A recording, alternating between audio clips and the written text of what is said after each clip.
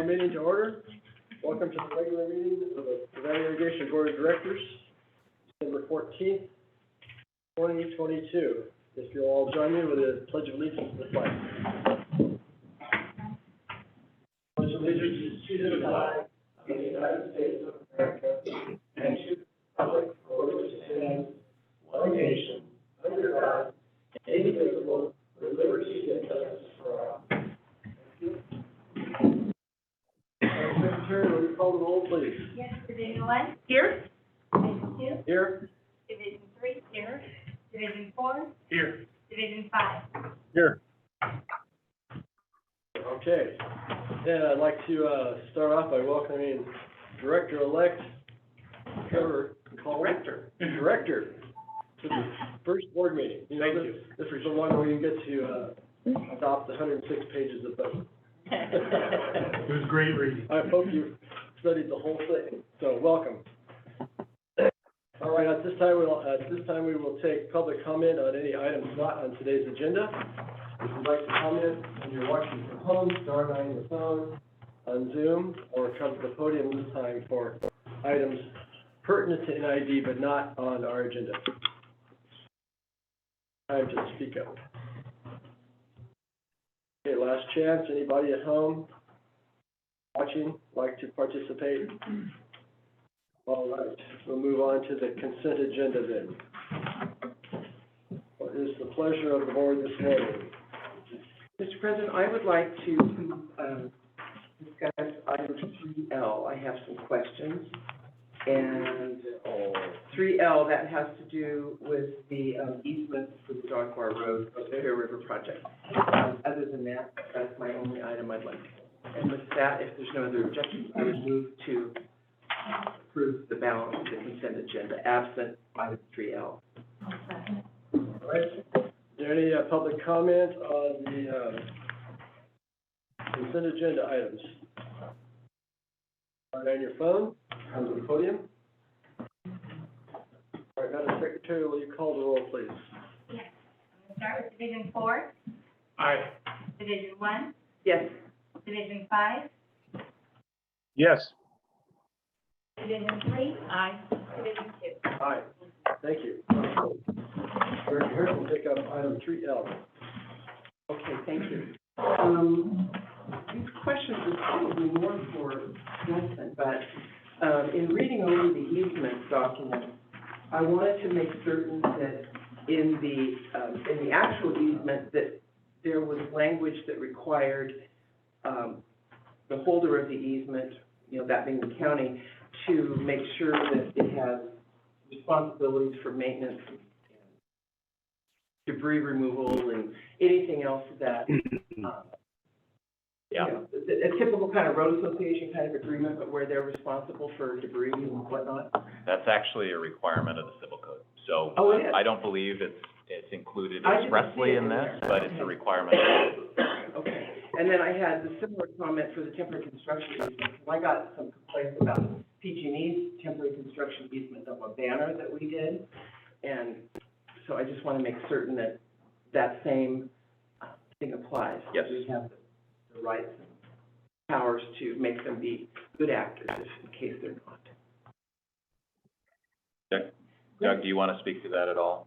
About the temporary construction? Yeah, obviously, they're gonna have to, and being that it's a project that's gonna have SWIP and other things, right, they're gonna have responsibilities in BMPs in terms of trash removal and cleanup and keeping the site clean. In there, it does say that they will return it to as a good a condition that it was there before. So we're pretty confident that's not gonna be a problem. Also, these roads are actually in the, both counties' maintained roads. Yes. So these sections will be maintained. So, Well, thank you. With that, I would move to approve item 3. And second is any public comment on item 3L from the consent agenda as discussed. On your phone. And Madam Secretary, call the roll, please. Yes. Division 4. Aye. Division 1. Yes. Division 3.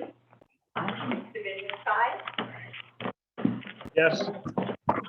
Division 2. Aye. Okay, thank you. Okay, moving on to general orders.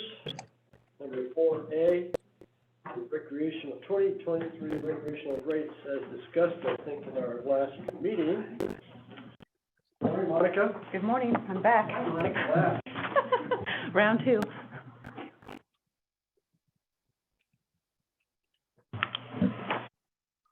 Okay. So, what I did this time is I gave you options. Gave 5, 8, and 10%. And then on the, back of the, or the right page of my staff report, I, put in some projected revenue increases, with those percentage rates. I have a question right to start off with. I didn't raise all the numbers. On this page, it shows comparison to other Yes. campgrounds, is the NID 2023 column, is that without the increase? No, that's with our increase. That's with you. Exactly, and then, of course, I mean, the other campgrounds haven't had their rate increases yet, so theirs are all 2022 rates. So you expect them to do that? I would think so, yeah. Okay. And my other question is, what is, I guess it's not really, there's the comment more about the Collins Lake being high priced. What's so special about Collins Lake? It's just independently owned, they're kind of out in the middle of nowhere, Right, right. yeah, But we don't have, I mean, I think we have some pretty special reservoirs, so. yeah. Thank do you, too. thank you. You're welcome. So we're just asking for the board to, or we can have a discussion about the rate increases to just choose which percentage you'd like to go. And then also, I did put in a paragraph about the senior discount, removing that for this year. I would like to separate the discussion Okay. about the rate versus the senior discount, and would recommend that we even separate those as to whatever motions we entertain, because they seem very separate to me. Didn't do it separately. I kind of see it as an integrated Yeah. issue. That, Do you? Yeah, that, I mean, I don't see a reason to separate them actually from me. Okay. But I I'm just really speaking do. for myself. Because it's a policy thing about whether we do or do not allow seniors to have a discount is different from what our rates are, to me it seems. Well, I see we just instituted that last year, besides. The senior discount? Senior discount, yeah, Yeah. right. So I am concerned about, the recommendation to do away with the senior discount. I feel like that's kind of market standard throughout state parks and grocery stores and everything, that we have senior discounts. So what was our reasoning last meeting about that one? To take, I think, well, Monica should speak to it, because I think you just want to simplify it, right? Well, we wanted to both Jen and I wanted to simplify it. It was something that, when we brought it on last year, and, I mean, we are a public agency, we've always kind of based ourselves on the fact of treating everybody equally. And so that's one of the reasons why in the past we haven't done it. And then last year, we decided to do the senior discount. I mean, if we're doing it just to help those seniors out, then it's working. If we're doing it to try to bring more revenue in, to get seniors to participate more, then that piece of it isn't working. Well, but I don't believe the senior discount Yeah. is meant to be, or ever intended to be, a revenue generator. It was simply to help out folks who have lesser income, presumably like me, seniors on Social Mhm. Security, that you can get in and out, and participate in our facilities at a little bit of a lower rate. That's Yeah. all. I think for me, the challenge with any kind of discount for any group is that the district is underwriting the cost of this program area to the tune of $2.2 million per year. And that ultimately falls to either, it falls to ratepayers, right? ultimately, or it falls to hydro, needing to increase the subsidy, which in turn affects their ability to maintain their facilities. So and we don't have a history of offering it, we just started. We just It's a started it, one-year yeah. deal. So it's not like we've offered it for forever, and we've got a whole cadre of seniors who have been counting on it. It's one year, so, I guess, I did have some questions, so I don't know what we want to. Well, I just wanted to ask one follow-up. Are you able to quantify for the senior discounts, how much money that was and that the district is underwriting? It was about $3,500. $3,500? Yes, Okay, so it isn't a giant amount, but it probably makes a difference for those folks who need it. Thank you for that. You're welcome.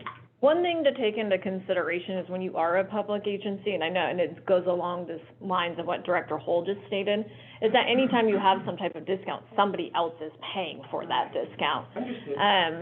And then additionally, you know, our recreation facilities are not only drawing customers from our district boundaries, they are drawing customers from outside of our district boundaries. So from that perspective, I'm not overly supportive of discounts for specialized groups, because then you have to take into account, what about other groups? We have veterans and disabled folks, and, you know, it can go on and on. Given the state of recreation's finances, my recommendation would be to remove any discount. I disagree, but, okay, thank you. I had some other questions, Monica. I really appreciated the analysis of the other kind of comparables. I thought that was really helpful to see and really helps to provide a foundation for where the rates are. Exactly. And I also appreciated the incremental increases, so that from all the rates, that was super helpful to see. So one thing I noticed is that going back to in some years, like, this is rough rate chart. So in 2016, 17, and then between 2018, 19, we did some rather large increases in specific rate categories. And I wanted to get your perspective on how those rate increases affected business the following year. So when you moved from, I looked at like at the bottom of the first page, the season boat slips, it went from 525 to 600. Did you see a drop in business? Hey, what's going on? No, I came on as a recreation director, the end of 2018. And so prior to me, and my background was customer service, rate increases, so I was very familiar with them. And in recreation, we really didn't have a lot of increases. And so looking at the bigger picture, it was one of those things where, okay, we need to do a comparison. We need to see where we're at with other agencies and other campgrounds. And we also need to look at, we need to have a basis for why we charge what we charge. One of the things I thought was really funny when I first came on is that it was more expensive to launch a boat at Long Ravine than it was at Orchard Springs. And and I'm just like, why? Well, I have more parking. Okay, well, that doesn't make sense. But, okay, so those little things were easy to fix.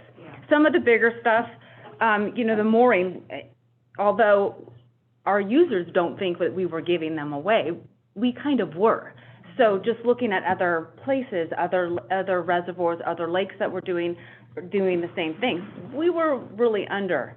And so, yeah, we had a big jump, and truly, I mean, we had a little bit of heartburn, but nobody left. Yeah. And we do have waiting lists because we are the only game in town, unless you want to go out of town to, you know, Folsom or somewhere else. But we really don't have any issues. And we didn't have any issues back then. And we did have some jumps in our group sites as well. And again, we didn't, because I think for a long time people were like, especially with Fauchery, I think when I came on it was $74, $79 for a 25-person group site. So they knew they were getting a really good deal.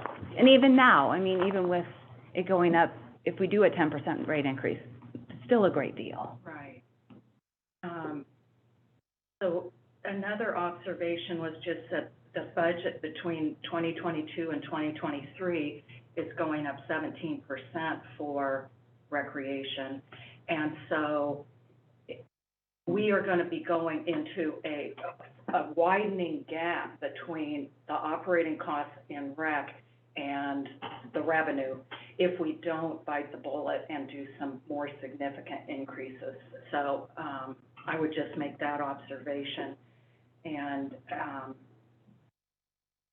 personally, then I looked at, okay, so what are we talking about here? And we're talking about really, for most of these rate categories, fairly nominal Exactly. increases. And I'm highly skeptical that a consumer is going to go shopping around for a cheaper campground based on these rates. So I personally fully support a 10% increase, and would kind of like to do a projection over time of, okay, so realistically, our labor costs are going up X amount, our maintenance costs, what do we need to do? I would also make the observation that sometimes with comparables, you have to be the market leader. You have to set a standard so that others feel comfortable following. Exactly. And so, by stepping forth and saying, hey, no, this is what it costs, and we're not gonna underwrite it to an endless degree. So anyway, bottom line, I support the 10% rate. And I think, I mean, recreation is always going to be a little bit behind. I mean, it just is. Because during the season, you're operating on being reactive to what the public does. So those are all those unexpected expenses that you didn't anticipate having. I mean, yeah, in your head, you kind of have, okay, well, I'm gonna put a little bit of money here just in case. But then when the costs come in or the repairs come in, it's a different story. But I think we're getting to that point, especially over the last 5 years, where a lot of the catch-up that I had to do is now caught up. So those kind of expenses, I'm not gonna have. I don't have to build another retaining wall for 30 years because that's done and it's beautiful and it's gonna last and it was done right. I think in the past, a lot of things were done just to get them done for the season or just to get them done for a certain amount of time, not thinking long-term. And I'm thinking more long-term. And so those kind of things we don't have to do every 5 years. They're gonna last. Yeah. So those kind of big expenses, I mean, aren't gonna be there. I mean, this year, I don't have any capital plans. Some of the items that I did slate for capital are actually just in my materials. But I don't have anything big planned because I've done those things in the past. And so now it's just to keep them up and make sure that we do take care of this done. Chris? Hanson. So Karen, you articulated my thoughts exactly. I almost wish we went a little higher than 10%, but I will support a 10% this year. And to Monica's comments, that then it'll give us a year to look at what our true expenses are, and maybe they'll settle down a little bit. But certainly support a 10% increase this year and no discounts to any groups. And I just think we need to catch up because the ratepayers can't keep paying for recreation.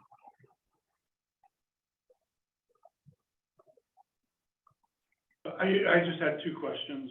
One, it's first off, all the new data is great, thank you. And I love your crunching of the budget numbers. That's something I didn't think about, but that is really important and it's weighing in my mind. With the research that you did, do you feel like you have a good understanding of what the market will bear?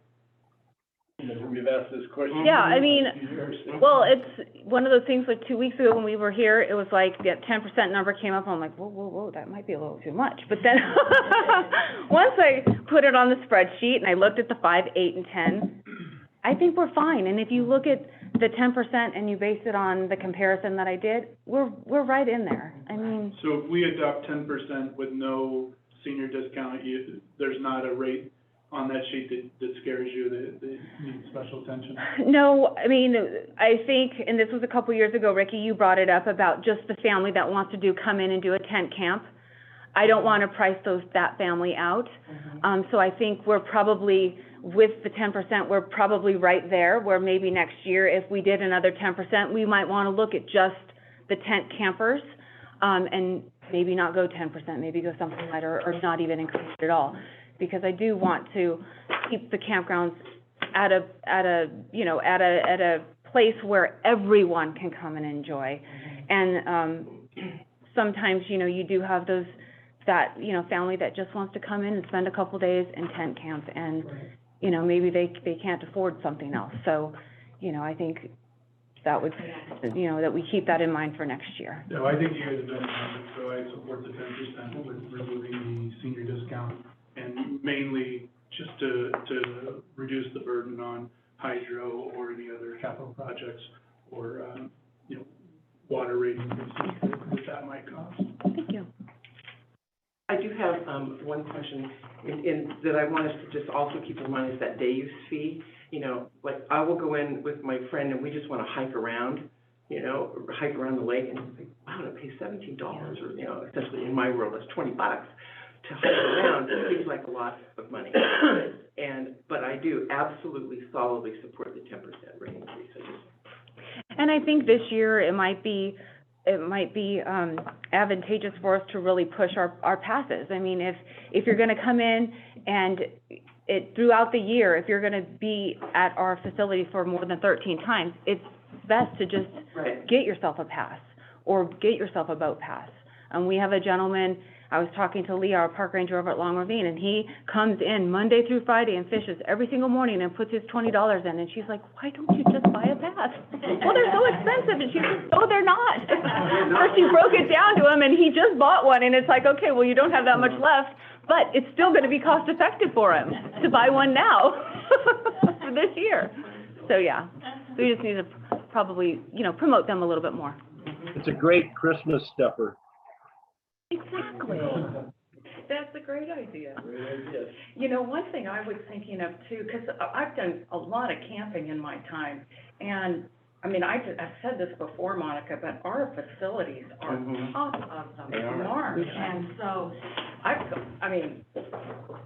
just can't even express some of the dumps I've been in, and versus, I was bowled over by, God's Flat, just bowled over. I thought, this is just, oh my gosh. That's her baby. But I've been to, Jackson Meadows, Bowman. I've seen a lot of what we offer. And, on the other hand, you have places like KOA. They're charging like $115 minimum to be parked right next to Chris. And get to know your neighbor. Yeah, so I think there's, and I get that we're competing against these typically Forest Service and state-run parks, but that there's this whole other group of people that are taking advantage of, and I go to a campground that's right on the American River, near Coloma. Beautiful spot, but they're charging, $30 per person. So, a family of 5 is paying $150 to spend the night there. So we're looking at this, we're defining our competition in the way we are, which I can understand, but there's this whole other level of competition that we're not taking into account that I think in the longer term, potentially, all of the people who provide this kind of, all of people like us who provide these low-cost campgrounds are gonna have to look at it more like a business, like these other private industry-based Exactly. operations do. Well, and if you look at the comparable table, the really low ones are all publicly owned campgrounds, and they're heavily subsidized. So when you are talking about a privately owned campground where they're doing full cost recovery and profit, you do get up in the $60, $70, $80 a night really quickly. Yeah, and that's what it costs. And, there's always an option. So if we see that if we're getting a lot of complaints, or we are noticing our numbers really dropping, we can always come back and readjust the fee. Your fees are set correctly when you have a little bit of vacancy. Right. If you're always maxed out, You're too cheap. you're too cheap. Exactly. And we'll know in a couple weeks, because it's right on the corner. Our phones will be ringing off the hook. Do you want a motion? Do you want a motion for public comment? Huh? I'm trying to speak, share my piece right now, and we'll go there. So as we're talking about keeping campsites low and boat slips and buoys high, because we've talked about those in the past. I don't think we've reached our top limit yet, just my seat in the pants. Looking at the demand the past 2 years, the past 3 years, it's just skyrocketed, and so I'm with Rich. I'm in favor of, because I think with this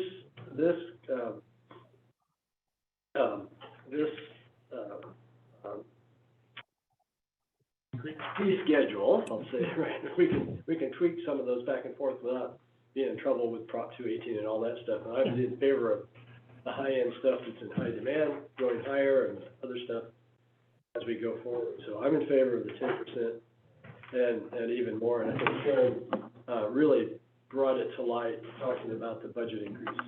Yeah, and I think we need to keep in mind, over the last couple of years, especially with prices increasing, for a family to go out and go to Disneyland or go on a planned vacation is quite costly, where a lot of them are coming to us. And, you know, we're seeing a lot more of that. Can I make one other, I forgot Go ahead. about one other comment that I have. There were a whole category of things, the dump fees, the reservation fees. You have some things that you held out of being raised because of camping standards. Yeah,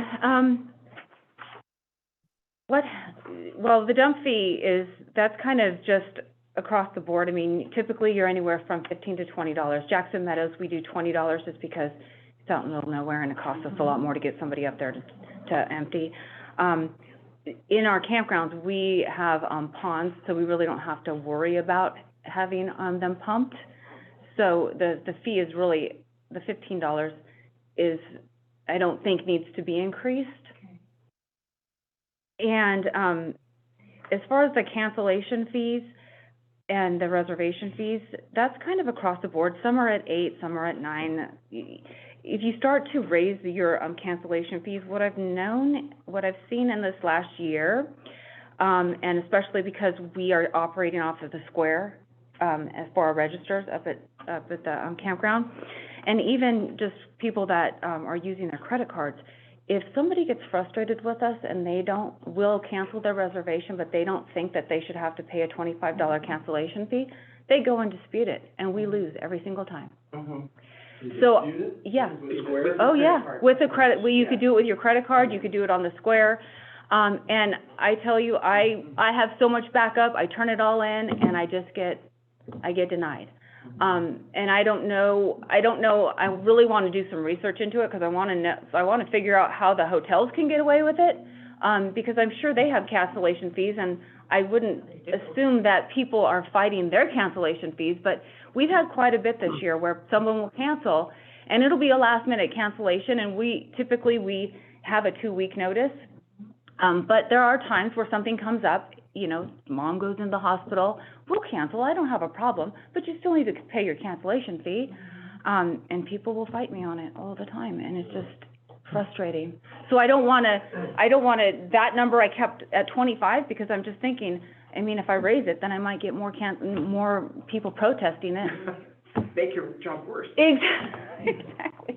So that's something this year I'm going to kind of research and see other agencies really handle that, because there's got to be a way to, when I dispute it back, that I can get these credit card agents or these credit card companies to see why we have that. And I mean, I put in our rules and regs, I send them everything, and they'll give them the whole refund. Yeah. Director Johnson. Yeah, do you want a motion? No, I wanted to ask one other thing. I'm just also gonna say, Okay. the crystal ball says the price of gas is gonna go up, fuel next year. They're predicting 100 to 110 per barrel. So we're gonna get a lot of activity from the metro areas. People can afford to come up to Nevada City, Grass Valley. but they can't afford to go to Reno or Tahoe. The fuel prices, we're gonna get a lot of action. So, I'm ready to make a motion if you are.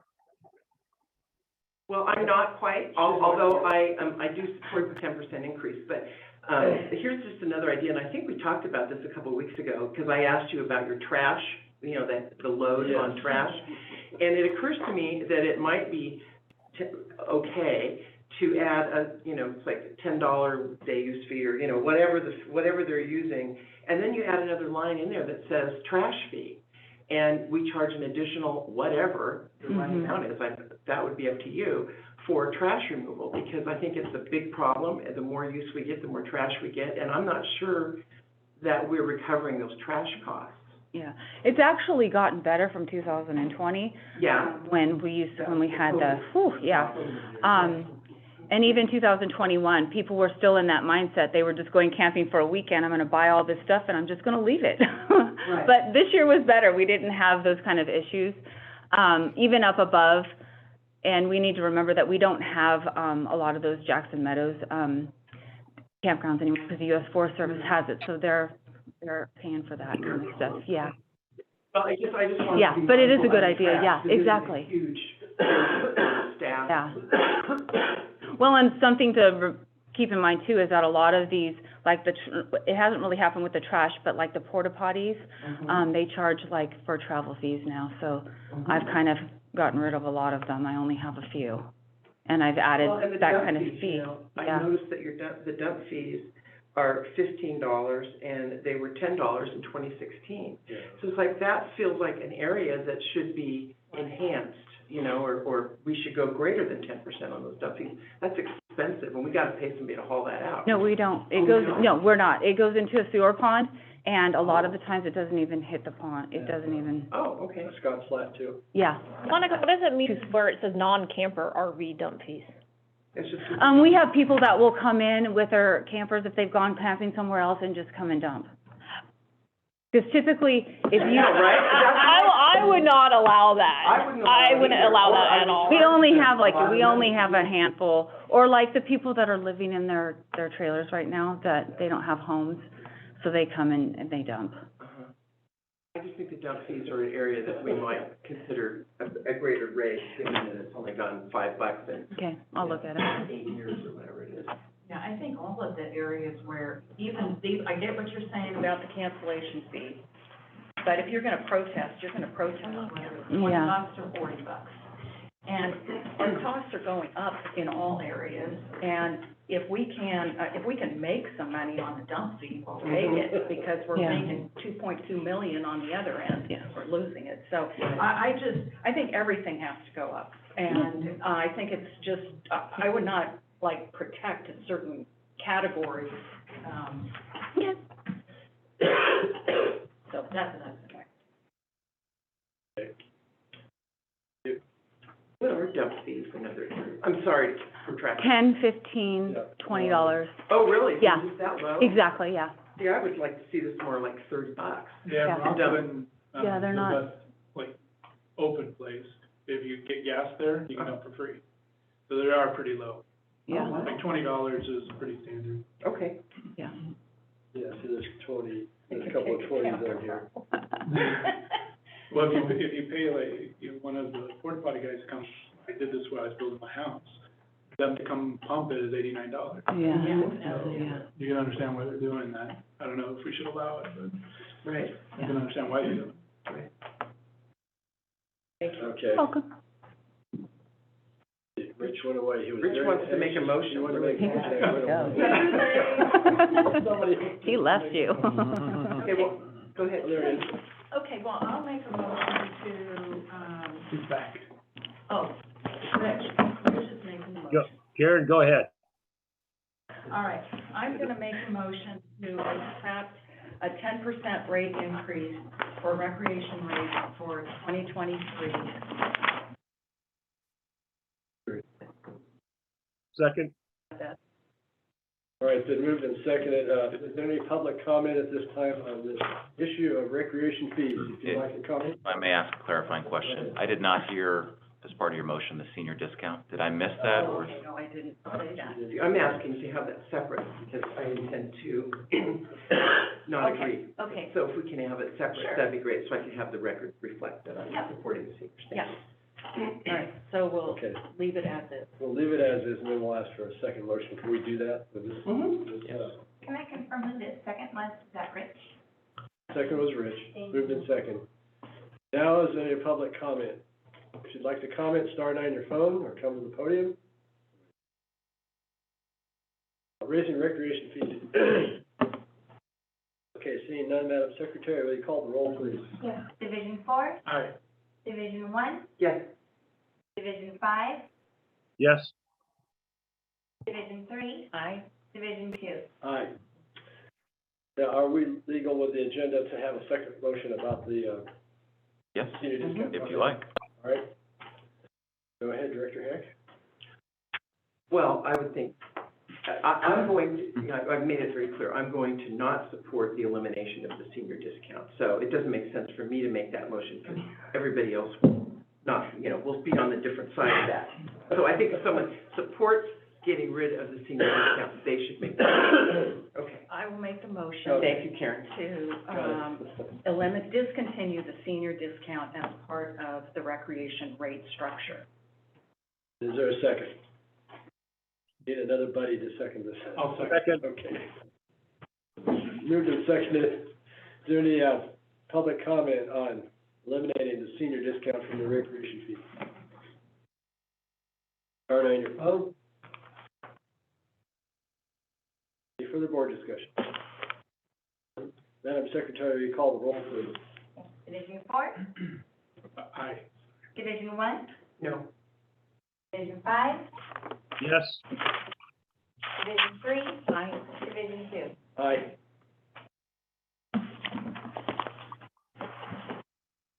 Thank you so much. Okay. Thank you, Monica. Thanks for your good work. Good job. Yep. Hope you have a good season. We will. Said I'm gonna get a call at Christmas time from my hands about that.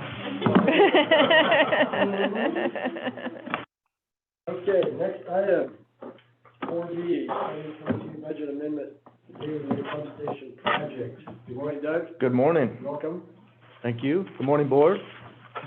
We're here this morning to recommend that you adopt Resolution 2022-71, which amends the 2022 annual budget and the capital improvement plan to increase the approved budget of the David Way Pump Station by $53,000.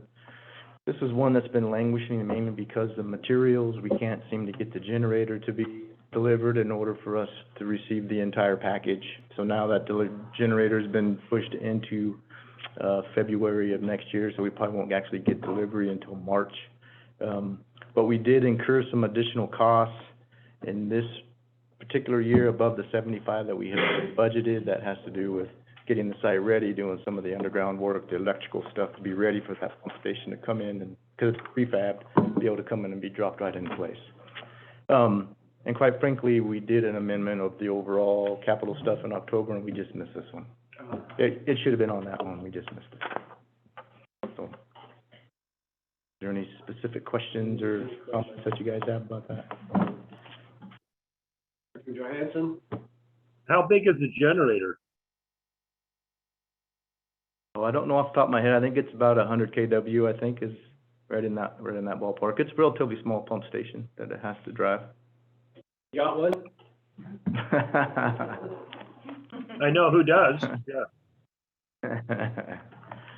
Well, it's already in the contract, it's just that there's a sub for EFI who delivers the generator and that, and they're struggling to get that done.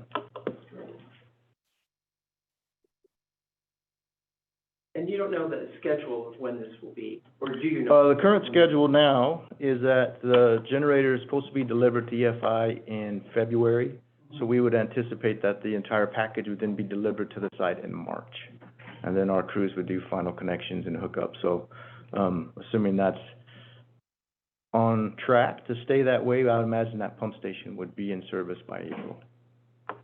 So is it, not offered, is the rest of the upgrades not, in operation now? Right, because we're running on the existing pump station, so we couldn't get rid of that existing pump station because there's, I don't know, 150 or 40 or some odd customers that come off of that pump station. So we have to keep that there. We've actually moved it to a different spot, so we've been able to do a lot of the prep work ahead of time. And then it's just gonna be that tie-in and stuff that we'll have to do once the package actually shows up. This is the one where all the plumbing all came in a modular unit? Yeah, this is all prepackaged right on site, right. They basically just set it right on the slab that we've developed for it, yeah. Okay. Pleasure of the board? I'm ready to make a motion for approval. You need public comment? We'll get public comment. Okay, I'll make, Mr. President, I'll make a motion to approve adopt resolution 2022-71, amending the 2022 annual budget and capital improvement plan, Fund 15, to increase the wave pump station project number 2322, approved budget by $53,000. Second. Moved and seconded. Is there any public comment on this item? Budget amendment, the David Way Pump Station. Start on your phone. All right, Madam Secretary, will you call the roll, please? Division 4? Division 1? Yes. Division 5? Yes. Division 3? Aye. Division 2? Aye. Thank you very much. Thank you, Doug. Next item, 4C, budget to action reports fiscal 2022, second quarter.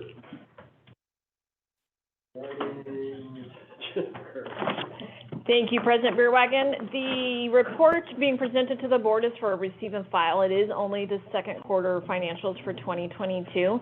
Staff is still working on making the budget amendments that were recently approved by the board, as well as interfund budget amendment transfers that are within the general manager's authority. So once those are complete, we will complete the third quarter financials and then wrap it up with the fourth quarter financials. I do know that they are behind what we would typically want as a schedule. Once we get through a little bit of additional more cleanup, as well as backfilling some of the vacant staff positions, we will be able to get these out on a much more timely manner. And then I'm also, based on some conversations I've had with Director Hull, we're gonna also revamp these reports so that it's a lot of information, but it's not easily digestible, especially for the public. We're gonna work on revamping the reports. So when we start doing that revamping, I'll tap into all of you to get some feedback on the final format. It's often easy for staff. We look at this type of stuff all the time, so sometimes we don't realize how confusing it may seem. So I will appreciate any feedback that we get. And with that, I can answer any questions that you might have. I'm ready for that feedback.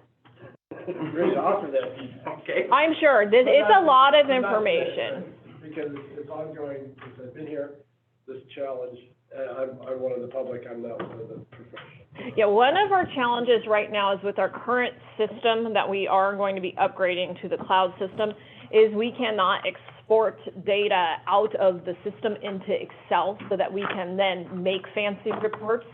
We basically, it comes in as an image, and then we have to sift through it and move it into columns and then manipulate it. So it's just not a very user-friendly system. So once we get our bearings about us and move over to the new system, we'll definitely work on making these more reader-friendly. I have some questions. Some of these questions Jennifer was kind enough to answer, but I wanted to ask them in this forum. The first thing is there's a new fund that appeared that I'd never seen before, which is Fund 80 Fiduciary. And I would like to know or explain, what is that fund? So a fiduciary fund is a fund basically that you're holding the money in trust. So what that means is that the money isn't NID's money, we're holding it in trust. And in this particular situation, it is for the former retirees that are under the Aetna healthcare system. And there's very few of them left. So money was put away in this Aetna account for them to pay their health care premiums.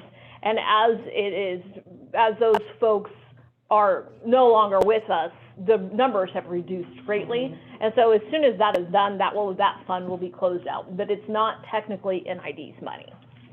It's just, I've not seen Fund 80 in any of our documents before. Because it's not part of the district's financials, because it's not our money, but we have been including it because just so that it's tracked. I don't know why in the past that it wasn't shown publicly. But it's always a good idea to even show those types of funds. But we hold the cash? It's held in trust, so we're the trustee. Who actually has the cash? Yeah, well, it's in a bank. It's in a bank. Yeah. Then I also had a question on page 9. At the bottom of page 9, it says total inflows, 177,417,438. And my question was, help me understand, that's a great big number. With our budget's only being about 90 million a year, it's like, wow, wait, where is that money, and can you explain how that? Yeah, so remember, inflows are revenues plus transfer in. A transfer is moving money from one fund to another. So in 2022, when we opened up those new capital funds, there were huge transfers that occurred from the parent fund. So for example, Fund 50, we moved a solid 50 million over from Fund 50 to Fund 55 for the capital reserve and the FERC reserve. Then we moved another layer of money for the annual capital expenditure. So you're just seeing a large amount of transfers going on, so it arbitrarily kind of increases your inflows. But in future years, you won't see that big of jumps because those funds were already established. And so if you look on that table, you'll see the revenue above the first shaded line, and then the transfers, and that's where you can see where those large transfers. So the biggest transfers were close to 55 million in hydro capital. Like I said, that was the FERC and capital reserve, and then the annual capital expenditure. And then there's another huge transfer in water capital improvements of close to 30 million. So that's not new revenue. So that's something to remember. That's not new money coming into the system. Right. It's moving money into the system. But from a layperson's point of view, you go, wow, NID's got $177 million in total, income. That's, that's a layperson's way to look at it. Right. So it is confusing. Well, and in the past, the board never saw transfers. So we're trying to be more, some parts of it is when you originally modify things to be more transparent, you provide more information, you cause more confusion. But once everyone gets more used to it, then it'll be. And it gets explained, and it's just part of the thing. Okay. Then on page 101, there is an entry on non-programmatic in the amount of $668,396. Page 101. I've got it marked here. And so I'm asking, what is that? So this is quarter 2, so that non-programmatic was related to the Farmer Tyler project purchase orders. So that was related to the former ERP, and so it's still noted on the books. But we've been encumbering some of the funds as we're not moving forward with Tyler right at this point. So in the second quarter financials, they're a little bit skewed because if you recall the large budget amendment we just recently did, a lot of money, whether it was encumbrances and or expenditures, were parked in those accounts till we had formal authority to move it over. So, to follow up, so that amount of money is there from a budget perspective, but there isn't actually the cash? So well, I'm not quite sure. Okay. It depends on, something unless it's expended, the budget is what the budget number is. Period expenditures are the particular period to date. Encumbrance is outstanding. It could be wrapped up in a purchase order, and then you look at your year-to-date encumbrances plus expenditures. It's a method for us to make sure we're not overspending. And the third quarter financials, you'll see all those weird programmatic line items in the operational budgets will be cleared up. That was the work that we did during the budget amendment. Yeah, that was really confusing, but thank you for making efforts to. Can I just clarify, on the encumbrance, it's money also that's held, we have those funds, they are encumbered. They are encumbered. They're not, it's not that, the checks haven't we been know we need this money and we have to find a way to fund it. This means we have the money, it's set aside until we spend it. It's wrapped up in a purchase order. Yes. Right. Yeah. Right. Thank you. So that concludes my questions about the budget to actuals at this time. Good questions. All right, others? Oh, I have one question. What's the timing for moving to the cloud? You know, kind of what's the overall vision for our financial system over time? So currently, they are going through the testing portion of the system, and I do know that there was a couple of issues with the cash receipts coming through utility billing that I believe they just worked out last week. They're gonna do some so when cash comes in through utility billing, and they also process recreation cash, it then has to be pulled into the proper fund.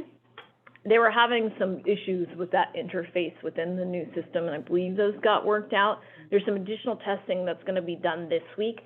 When we do the fiscal year flip over, which is about to happen, it's a little bit of a dicey time for us on the old system because of the sequences in which you have to do things in order to not essentially break the system down.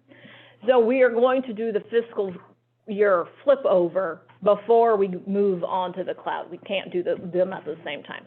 So I'll have to check with staff. I wanted to say that go live was it February? February. Early February, which is behind schedule, which isn't overly surprising, I think. A lot of these IT projects end up being a lot easier said than done at the end. Yeah. And then after that, we'll continue to clean up the finances. My goal is to get them to reconciling and closing on a monthly basis. We do have a new finance director coming. That's really exciting. Her name's Sandra Cook. She's gonna be really up to the charge to get this done. And then once we are kind of reconciling and closing on a routine basis for 6 months, then we'll start looking at moving over to Tyler. Right. I think Tyler will not go till probably fall of 2024. Will we, automate timekeeping at any time prior to? We're going to be moving this, most of the district January 1, with the exception of maintenance, will be, it's not completely electronic, but it's better than what we're doing. They'll be entering their time electronically onto an Excel timesheet, which is Better than hand cards. right. And then we're gonna get maintenance moving over. We have to resolve some access to computer issues up in maintenance, so they'll be moving over probably February, March timeframe. And then once that occurs, we're not technically electronic, but we'll be transmitting data electronically, which will be better. And then we'll have to see, once we get onto the cloud-based Bantamation, of whether we go to complete electronic timesheets, but certainly when we go to Tyler, they will be electronic. We would have, the process or work is, we still have to manually input all the time. Okay. And that's one of the difficulties of all public agencies, and is one of the big reasons why it's hard for them to go onto electronic timesheets, is that we have a lot of special pays. And per the Fair Labor Standards Act, a lot of special pays have to be included into your rate of pay for the purpose of calculating overtime. And some of the systems just are not conducive to being able to do that. I am pretty confident, though, that when we go to Tyler, we should be actually fully electronic. Because you get a special pay, so you could get a special pay for a shift differential, or being call-outs, or some type of overtime. What else is there that I'm missing? Class A driving. So there's a lot, and those special pays apply on an hour-by-hour basis. And so from most electronic timesheet keeping systems don't have the sophistication to calculate that new overtime rate per the regulations. But I'm confident once we get to Tyler, it will. Thank you. Because it is very timely to enter all that data in. And that's also why we've stopped tracking a lot of time to all those FATAR numbers. Yes. Because the data wasn't tying out anyways. It wasn't tying out to any type of general measure, and it just wasn't very useful, and it was taking up a ton of time.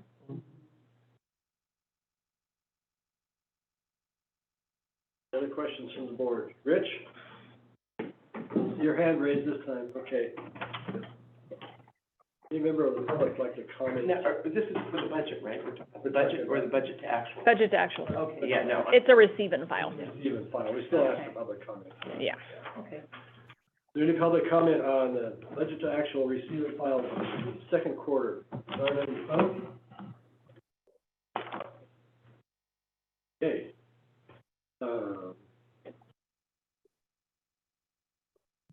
We need a motion to receive and file. Do we need a motion? No. You've done so in the past. You can. Oh, it's one of those we may or may not.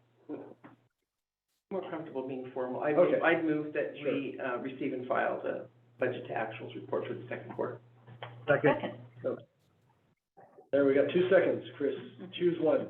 Okay, Karen beat him to the punch. Karen did beat it. all right. The radio delay. Yeah. Madam Secretary, will you call the roll, please? It's Division 4, Aye. it's Division 1, Yes. Division 5, Yes. Division 3, Aye. Division 2. Aye. Thank you, Jennifer. All right. On to the big one.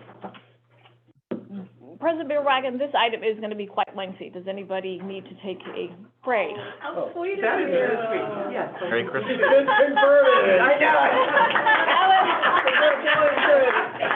That was my Christmas present, everyone. We'll take a short recess. Okay, we're back in session. Next item is NID, the 2023 annual budget. Manager Henson. Thank you, President Beerwagen. So, thanks, Dustin. This is the third presentation in the series of the annual budget proposal to the board, hopefully as well as approval. As you will recall, the last meeting we had regarding the budget was a workshop for the operational budget. And so we are now moving on to the presentation of the budget.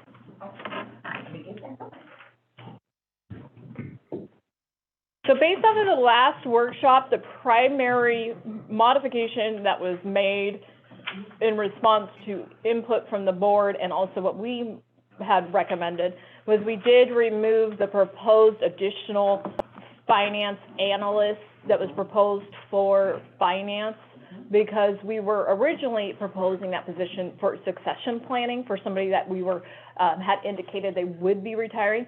They have already submitted their retirement notice, so we don't feel it's necessary to have two people in that particular position for succession planning because there's no one to succeed. Additionally, we added a couple of just minor revenue and expenditure modifications for things that we noticed were incorrect. So the numbers are just a little bit different.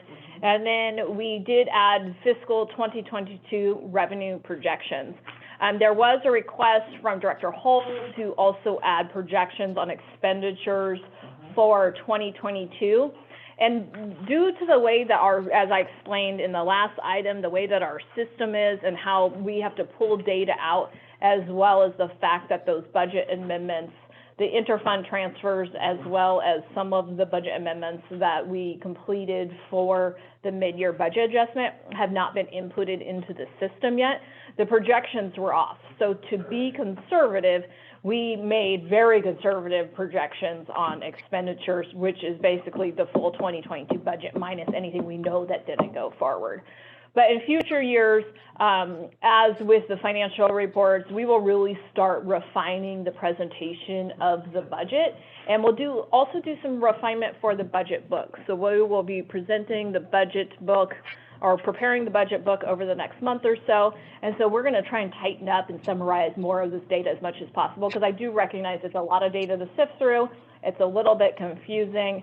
And the way that we have presented it, it does create some challenges in understanding comparisons between fiscal years. And one of the primary issues that's occurring is that we've really changed the budget from 21 to 22. And those changes are still carrying over into 23, as it's difficult to look at apples to apples. for a couple of reasons. One, those large capital funds were open, so that makes it really, before a lot of those capital projects were funded in operation funds, and now they are moved into their own separate fund. We also recently passed the capitalization policy, which resulted in what Monica was referring to. Many projects that would have been capital before do not meet a capitalization threshold now, so those are included into the operating budget. Right. So it's really hard when you look back over years, it's a little bit of apples to oranges, so it doesn't make sense. But we're gonna stick with the current process of having the capital funds, the capitalization policy. So over, the next couple of years, it should normalize, and we should be able to look at year-over-year comparables a little bit more. So a lot of this information remains the same. Not working here. Jennifer, just in that, your former remarks, we also talked about moving the budget discussion earlier in the year, so we don't end up Crunched. at this point. If anyone has any questions or would like more information, we have time. We are going to plan for next year having the budget go to budget hearing, which is today's meeting, at the first meeting in November. So that'll back everything back up about a month, which I think will give you that kind of cushion you need in case you want to make some large changes. Right. Thank you. Yeah, or if we just need the information better. Yeah, I know it's a lot of information, so there's no problem. So part of our annual budgeting process, we will bring forth a budget calendar to the board for approval, and so we'll reflect those new dates in that budget calendar. And if you guys have any additional feedback on how you would like the budget process to work, just let us know and we can include that in the calendar. Thank you. So we have talked about the changes post-study session. The budget principles remain the same. Revenues are very conservative and expenditures are conservative. One thing to note is that the 2022 budget, because of the way we did the projections, it is 99.9% likely our year-end numbers will look a ton better than I projected them to be. But we always want to project to be as conservative as possible so that we can make sure we're not overstating our financial position. It's always kind of better to understate it. But what we will be doing in the January, February timeframe is cleaning up those year-end numbers on projects with unexpended funds, or in both operating and capital. There are several projects in the engineering capital or water operations capital, Fund 15, that either did not move forward as fast as we thought or didn't move forward at all. And so we will show those being unfunded, and we'll clean all that up early in the year so we have a better idea at the beginning of your fund balance. I have a question on when we make budget amendments during the year, does the budget we're approving today get modified to reflect those budget amendments, or is it a static document that remains what is approved today? No, it gets, well, the entire budget document doesn't get updated. What gets updated is basically the fund sheets. So all of the backup, the fund summaries, those all get updated when we do budget amendments. The fiscal year end balances for 2022 and the beginning balance for 2023 that we projected are based off of the mid-year budget adjustment that we just recently did. But you bring up a good point. The budget amendment we just currently did to purchase the hydropower office facility, that is not reflected in these numbers. When we get super late in the year, such as we are when the board approved the purchase of that building, it's too difficult for us to go back in and make all those modifications through. So that's why we'll bring that item back early in the year to provide the revised numbers, which will reflect any amendments that occurred after the last time we presented the amended fund balances, as well as any differences in projections on project-related expenditures. We would also see those things in those quarterly budget to actual reports, right? Yeah, so Yeah. when we are a well-oiled machine, any budget amendments would be put in basically on a monthly basis. And so you would constantly be seeing those amendments being reflected in those quarterly reports. So when we look at the website and we see let's say the 2023 23 budget. And as amendments are occurring, does that document then online, it's changed? No, but it probably should be. Right now, you would have to know to go look into the actual meeting minutes and the meeting materials for the meeting in which it occurred. But what we can do is place, it won't modify the whole book, but we can place the modified fund summaries and what the budget amendment was all at that same link. Okay, I just, you So it's a know, one-stop shop. yeah. I agree. That's a good idea. When we get to February or whatever, and everything's reconciled for the remainder of this year, you mentioned it, we're conservative on our expenditures as well as our revenues. There should be, the assumption is that there'll probably be a surplus, right, if we were conservative on both? Not a surplus, additional money left. Additional money. Mhm. And what's your general intention for that? Like, in the It- past, what is that? So it'll just be in the unassigned fund balance. Any monies that are not spent, they basically still belong to the parent fund. So for example, with Fund 15, any monies that were not expended on any particular capital project, those funds will be reflected in the unassigned fund balance for that fund. Okay, and then at some point during the year, you'll come back to the board with a suggestion on what to do with that, or you just leave it in the? It depends. We don't necessarily come back with a plan on spending unspent funds unless we already have a plan to spend funds. We don't just arbitrarily decide what could we spend them on. We do, it is prudent to just take a longer term look and carrying money over year. Okay. I was just trying to get at is, are there projects that are parked waiting for those funds? Right, like things that you've decided, well, if we have that money in February, we'll do this project. No, there are no projects of that nature right now, with the exception of the remodel of the hydroelectric office building. That is not included in the capital project. So we are gonna have to come back and fund that particular project. But other than that, we don't have any planned expenditures on the shelf waiting. But what does happen is there's unknown things that come up through the year. And so typically, you have your reserves, which are part of your fund balance, and we're not fully funded in reserves. Right. And then you have what's referred to as the unassigned fund balance. So that's all monies above the reserve target level. And we try to keep a couple of $1 million in that unassigned fund balance to deal with those unforeseen situations that pop up during the fiscal year. A good example of this last year was the Squirrel Creek siphon. I was gonna say that, the Squirrel Creek pipe. So, the pipe blew up on us, so we had to fix it, and we were able to take some of those unassigned funds. In the situation that we're in now, and once we reconcile everything, we'll see how good or bad we are under the reserve target. We're gonna try to keep things as tight as possible so that we don't impact going below that reserve target anymore and start to bank some of that unassigned fund balance. This slide has just been modified very briefly. So this is, Ricky, this goes to a lot of your comment. Remember, total inflows are transfers and revenue. And so this is where there was a huge change year over year that was related to the transfers. So, and you can see, when you look at transfers compared to fiscal year 2022, they're down about $75 million. It's a big number, but when you open up a new fund, that occurs. Yes, that's what happens, right? Now you're ready to explain that to a constituent, right? Yes.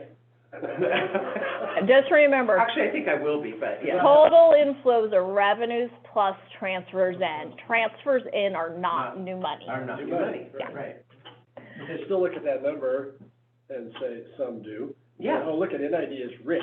right. They can do X, Y, and Z, because I think they could. Well, and that's part of the conversation, right? So people think that we have a ton of money, but when you look at all the things we're not doing and then the money we have to save for what could possibly happen, I wouldn't categorize that as rich. So operating expenditures are decreased a little bit to $91.9 million, and then capital projects are sitting about $19.6 billion. one of the things when you compare year over year for capital projects, it appears that we have a lot more capital projects, but that is a reflection of two things. One, it's a reflection of the new capitalization policy. That really kind of shifted where we put capital projects versus non-capital. And then the other thing that you're seeing is in this budget, we've included all the rollover projects. In previous budgets, all the rollover projects weren't included. And so moving forward in year over year, we'll always we'll include the rollover projects. It just gives you a better, accurate fund balance. And unfortunately, because of COVID, and things just being slow, we have an excessive amount of rollover projects right now. A good example is Hydro's bucket truck. When was it originally ordered? 2020? Oh, yeah. Yeah. It's a while. So we have situations like that going on. So it just gets rolled over year over year over year. Supply chain issues. So the funds, these are the funds we have. We reviewed them. Fund 10, water operations. Funds 12, 15, and 21. 12 is capacity fees. So those are fees we collect for new connections to the system. Mr. Roderick is currently in the process of completing a capacity fee study to update those fees. So we will be bringing that forth to the board. Fund 15, water capital. That's the new capital fund that we opened up. Houses all of water's capital projects. Funds 21 and 22 are assessment districts. Fund 21 has their assessment goes towards paying debt service on a loan that was received from the State Water Resources Control Board. The loan had that two components to it. Yeah. One was district projects and one was the assessment district projects. So the assessment district pays part of that debt service. And then Rodeo Flat was a loan directly back to the district. All of those funds, and for the purposes of the annual financial report, funds 12, 15, 21, and 22 are sub-funds of Fund 10. So they roll up into the mothership, Fund 10. Fund 30 is recreation operations, 35 is capital, recreation capital. We have no capital proposed in recreation capital this year, and recreation capital does have a fund balance of $500,000, which was a stated reserve, which we funded back in 2022. Fund 35 rolls up into its parentship, which is Fund 30. And then Fund 50 is hydroelectric operations, and Fund 55 is hydroelectric capital, and it's the same thing. Fund 55 rolls up into Fund 50, and then Fund 70 is the internal services fund, so that is the fund that houses all of the overhead administrative expenses, and it is paid for via transfer from Funds 10, 30, and 50 via a cost allocation formula. This year, one of our big priorities is to have a real cost allocation study done, which will impact a variety of different fees and rates that we charge, so we can have full cost recovery of our overhead expenditures. And we'll do that before the rate study. We're gonna kind of do it on concurrent paths.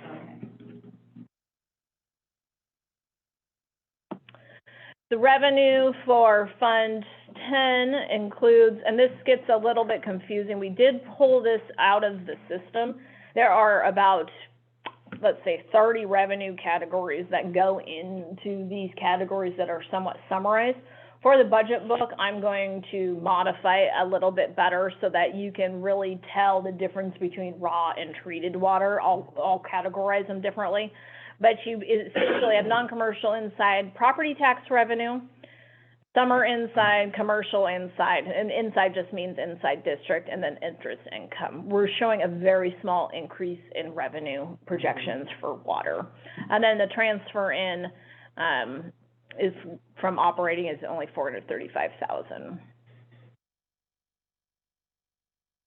Fund 30 recreation, we also held the proposed revenue for recreation very tight. These recreation numbers do not reflect the increase the board just adopted. So we will modify that when we come back to do the revised balances. And it is notable, Fund 30 has a large transfer in of $1.4 million from hydropower, and it ends, when we get to the expenditure sheet, it ends with a very low fund balance. One of the reasons why Fund 30 Recreation is a lot higher when you compare it kind of year over year for expenditures, the biggest reason, well, there's two primary reasons. One is because when we did the 2022 budgets, the cost of the U.S. Forest Service collection agreement wasn't included in the budget. That was added by amendment later. And then the second one is projects that used to be considered capital no longer meet the capitalization threshold, so they're now housed in Fund 30 as opposed to Fund 35, and Fund 35 has no expenditures this year. Fund 50, hydroelectric, this also, we kept the revenue very, very conservative. And so we basically, the two different account codes for power generation, and we're gonna fix that in the system this year, is basically a split between upper and lower division facilities, and none of us quite know exactly why it was split. So we'll be combining those. And then we have interest income, we have the Bowman costs associated with the hay press agreement, and then lastly, we have the hydroelectric support service. Do we start the Chicago Park Rewind in 2024? Chicago Park Rewind, There's money in next year's budget for purchasing of materials and various things. When the actual outage occurs, we haven't scheduled yet. It depends on supply chain issues. So likely not till 24 though. I'd be surprised if we could do it in 24, 25. Okay. And you have Band-Aids to keep it going between now and then? I hope so. We're in an okay position right now. Oh, good. The transformers are still passing their test. Yep.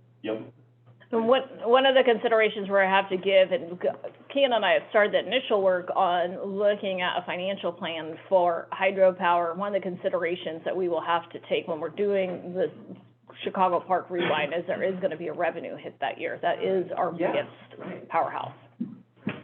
So not only will we have the cost of the project, we're also going to have a revenue hit. Yeah. For the outage. Yeah. So this is the fund balance summary. This is the same summary you've seen several times now, and you're gonna, yeah, so this is your best one snapshot table to give you an idea of what's going on overall with the district. And so we always start with the beginning fund balance, and remember that is purely projected. But we took the beginning fund balance based off of the work we did at the mid-year. It will be a little bit better at once we go back through in January, February, and include those final accruals and unfund any of those projects that didn't get completed or the money didn't get expended. So anticipate that number rising. When we show revenue and transfers in, so revenue, transfers in, added together equal total inflows. Expenses and transfers out equal total outflows. And then we have a project ending fund balance, and it shows a percentage change. Those numbers will get reconciled, so you kind of have a sense of what's going on. When a number is shown in parentheses, that means it's showing a negative fund balance. And I'll talk everybody through when we get to that particular summary sheet why it's showing a negative fund balance. So for talking purposes, our expense budget, our budget for this 2023 is 90 million or 111 million. I'm still confused which one of those numbers. If it's outflow, then it's gone. You have to show outflow. You have to show your you have to budget transfers and expenditures. So we have to budget. We're going to budget all of those. We can't do a large transfer of funds between funds without having board approval and it being appropriated through the annual budget. The expenditures are a good column to look at. That's So that's our operating budget. Operating Yes. budget, the 90 million is the number we're talking about. Yep. Yep. Outflows include the transfers. Yeah, okay. So there's a couple of fundamental reasons, and I touched on some of them earlier about why the expenditures are looking really high this year. And one of the reasons is because of the large amount of capital rollover year over year over year. So a lot of those projects were budgeted in 2020, 2021, and 2022, and now we're dragging 3 years worth of unfinished work with us into 2023. How many did, Hydro have, one of these last reports? Yeah, we did a lot of adjustments with hydro. We didn't do a lot of adjustments with water operations capital. So you'll see some big adjustments come through there. The other thing you're seeing is cost of gas, utilities, materials, supply have gone up fairly significantly. We have an added layer of water capital associated with the district-funded water line extension projects. So we're pushing all 4 of those projects forward, and those all 4 are included in this budget. So a lot of these things you'll see balance back out next year. We're also including the 10% cost of living increase that was included in the MOUs and employee contracts. And then the other big item is that in Fund 70 and internal services, there is a large amount of grant reimbursed expenditures included in the budget, but it's not reflected in that revenue number. So the grant was about, what was it, Greg, 1.8 million? Yeah. So there's about $1.8 million worth of grant reimbursable expenditures included in Fund 70's budget, which will be washed once the revenue gets booked. And Director Hall did ask a good question. Why do you house them in internal services? They are watershed-related projects. And when we went through and developed the cost allocation in the internal services fund, we had to make a decision on what administrative overhead units would be housed in that fund. And at the time, we made the decision to house watershed in that fund. That could be up for debate. You could say it's simply a function of water operations. In my opinion, it impacts all 3 of the divisions, but it does cause some issues when you look at a cost allocation formula, because the cost allocation formula is arbitrarily high because you have to book the expenditures. But when it all comes out in the wash, the revenue will wash the expenditures. It occurred to me that our union contract is going to be up for negotiation again, because we had a 1.5-year contract, right? It is. This is a bit of a diversion, but, I mean, we'll be up in mid-year then. No, it's December 31st. December 31st. Yeah, we went Okay. a year and a Yep, half. we- Okay. We moved it to meet our fiscal year. Okay, perfect. Yeah, Greg and Naomi have been working on a bargaining calendar, but we are going to have to start bargaining sooner than later. And we're really pushing to get the bargaining done earlier in the year so that we understand the implications of it for the budget time. Good idea. Yeah. Last time it was protracted and. Yeah, and that is causing some elevation of expenditures just related to legal assistance we need for bargaining. We are also going to focus on trying to revamp as much as the current MOUs as possible. There's a lot of conflicting areas in them. Okay. On the summary, so there's a lot to digest here. Has there ever been a request to do kind of a yellow, red, green?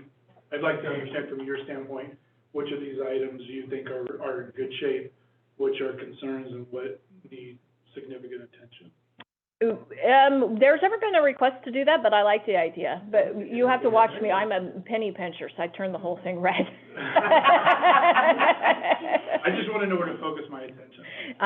Definitely. So I would, if you just glanced at it, anybody in the business would say Cement Hill is the biggest problem because of the negative fund balance, but I'm not all that worried about it, and I'll explain why. That's not an issue. I'm mostly worried about recreation, water ops, and hydro. Gee, those are 3 business lines. You worry about all 3 of our business lines? Guys, that are all red. Those will all be red in Jennifer's. Yeah. Dartboard. Different colors of fuchsia. Red, light pink. I mean, we don't need to adopt this, but I think in red, yellow, green. So I like that. if somebody wants to adopt that, I would love to see that. We can do that. Why don't I work on trying to flesh something out? And when we bring back the adjusted fund balances, maybe I could do a little bit more deep dive on some analysis of why the fund is where it is and what some steps we can probably take to start addressing it so that we can all get on the same page. Does that work? I think it's the link, for me, it's the link of the longer-term planning Uh-huh. and capital. Mm-hmm. And, because our operating expenses, I think we understand kind of the reality of that, but it's really, where is our capital? What does it need to be? Where are we with our maintenance? And I think everybody's done a great job addressing things given the COVID condition, but that hopefully is gonna be behind us. But I don't really understand where the risk is for the district and what we really need to be funding. Right, the risk is really gonna be in that 24, 25 timeframe. It's when we go for Scott's Flat Spillway in Chicago Park.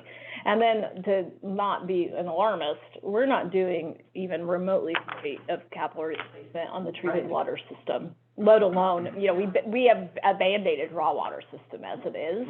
So you're exactly correct.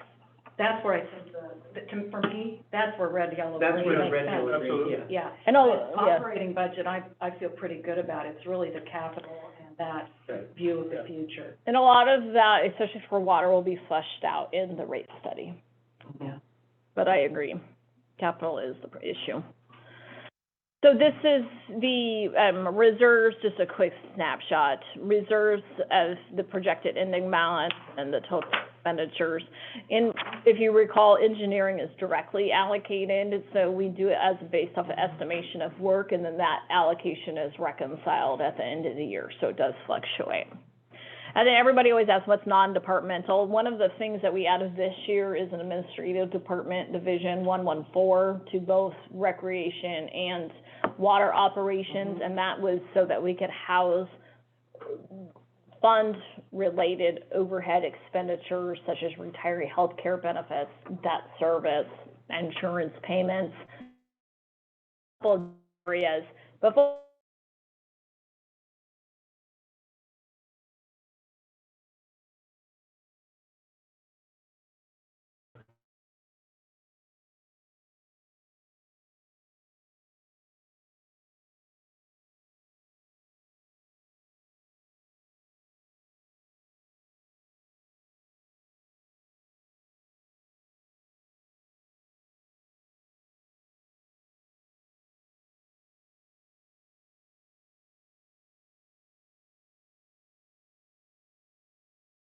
heavy in labor costs. We are a labor-heavy industry, and it's about half of our costs are, a little bit less than half are labor. And how does that compare to industry standards for, It's pretty standard. gonna be pretty? We might even be a little bit on the low side. You usually see in public agencies 50 to 60% in your costs are labor. Our huge geographic spread, I would think we'd Well, be and on the the high side. Right, I would think we would. I mean, I think there's reasons for it, but I would think we would be high. Gosh, we have to cover 500 miles. There is a lot of territory, and, people don't realize, that if we have to go up to one of the upper reservoirs, it could be a 3-hour drive one way. Right.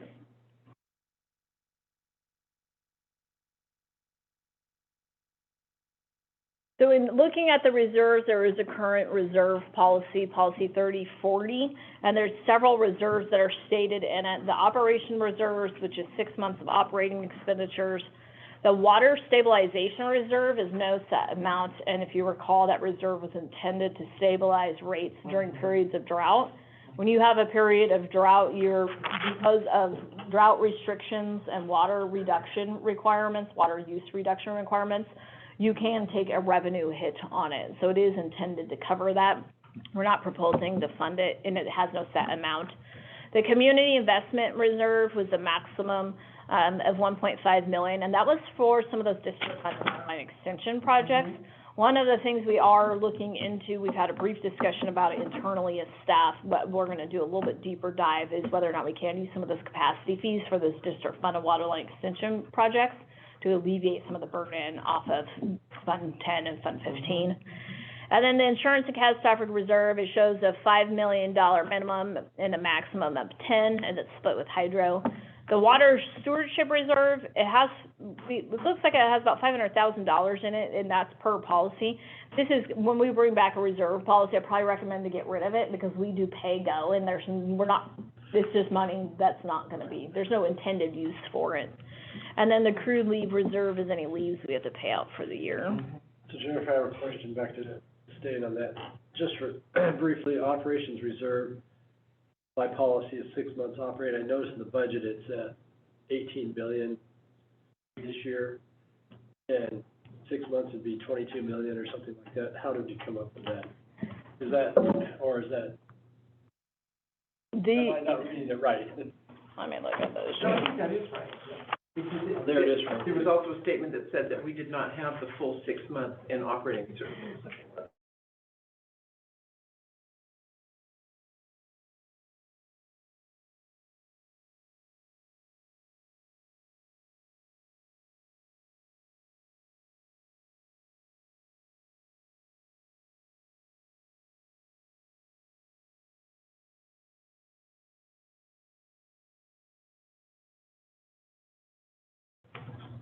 $15.5. 70 is the overhead. Also, there could be a bit of money Mhm. in reserve. Mhm. I was just curious, because I know it has a long-term issue every year, not even funding these. And how we got here is.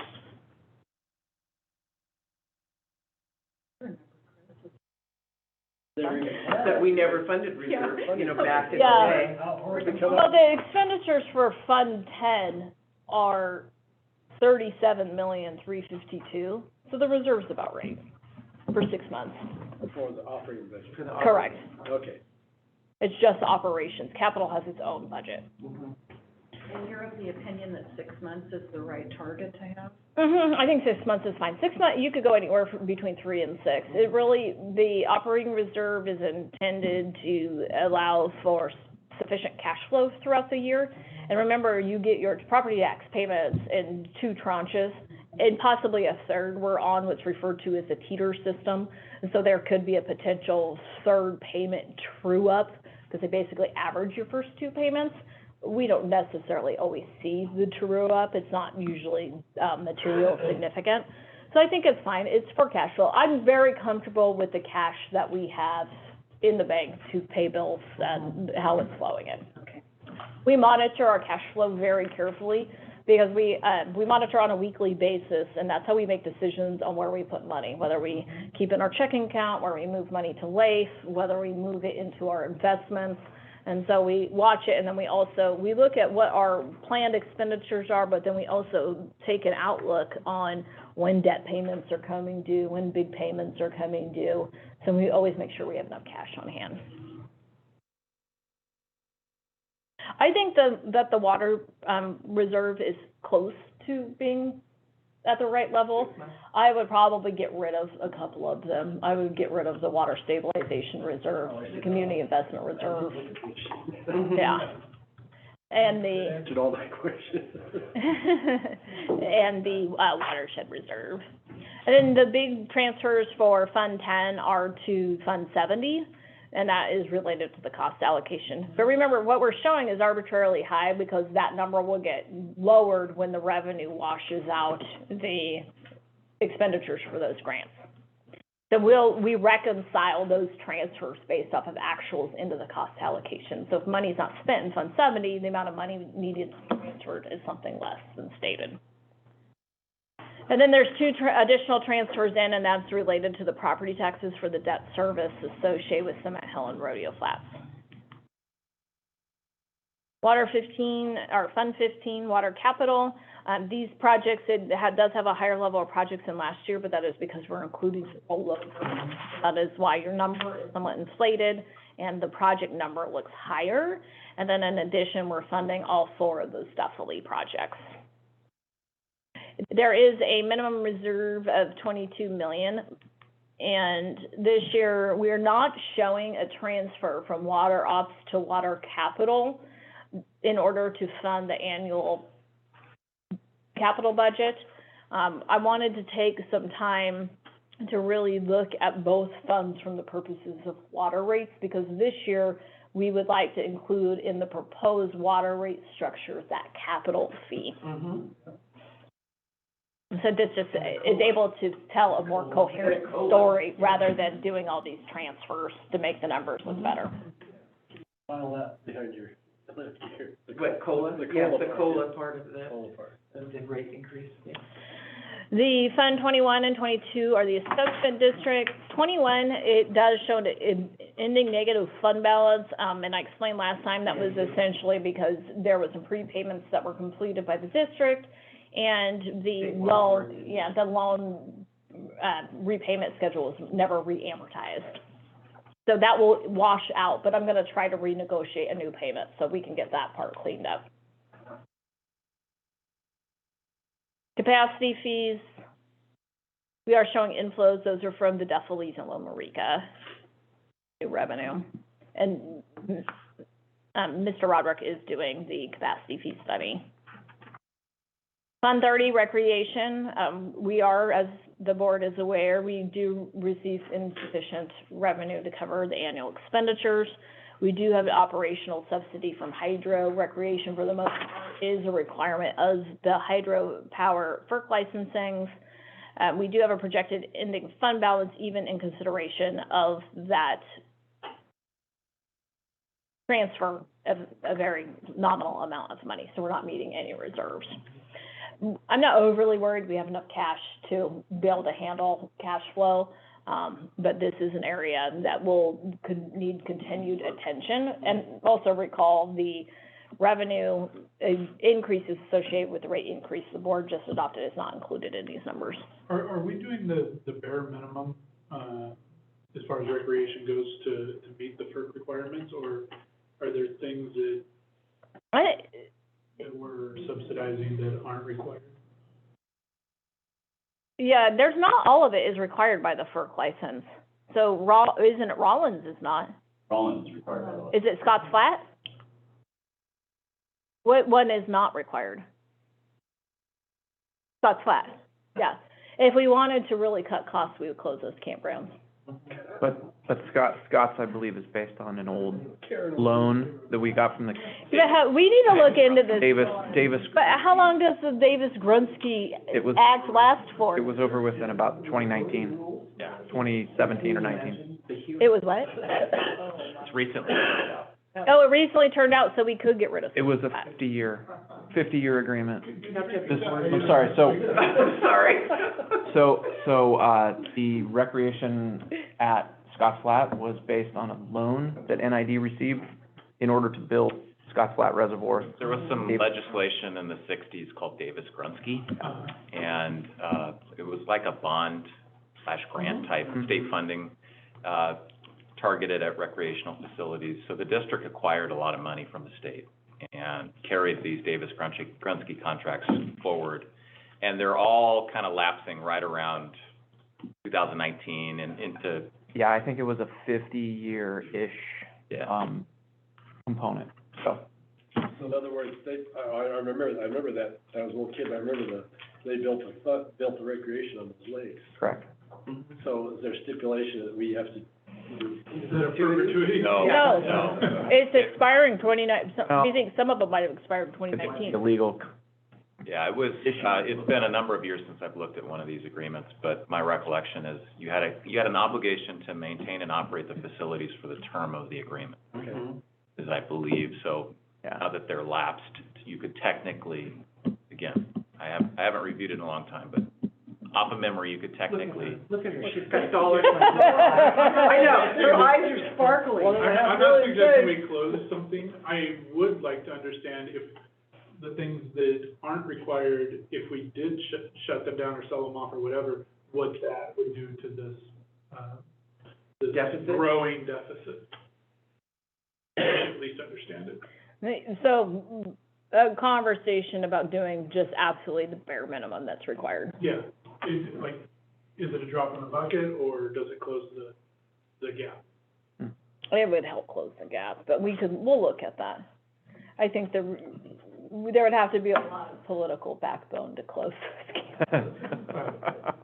I would have. And you'd have to have support from the board, which I'm not certain that would be. Right now, I don't think there's any support for the board to do that, but I am in favor. So I'm not seeing a motion. No. Not proposing it. It's not on the agenda. It is not on the agenda, right? But we can direct that to the new leadership. I can imagine needing to answer the question. We'll take a look at it. Yeah, it's a good point. It is a good question. I've had the same question.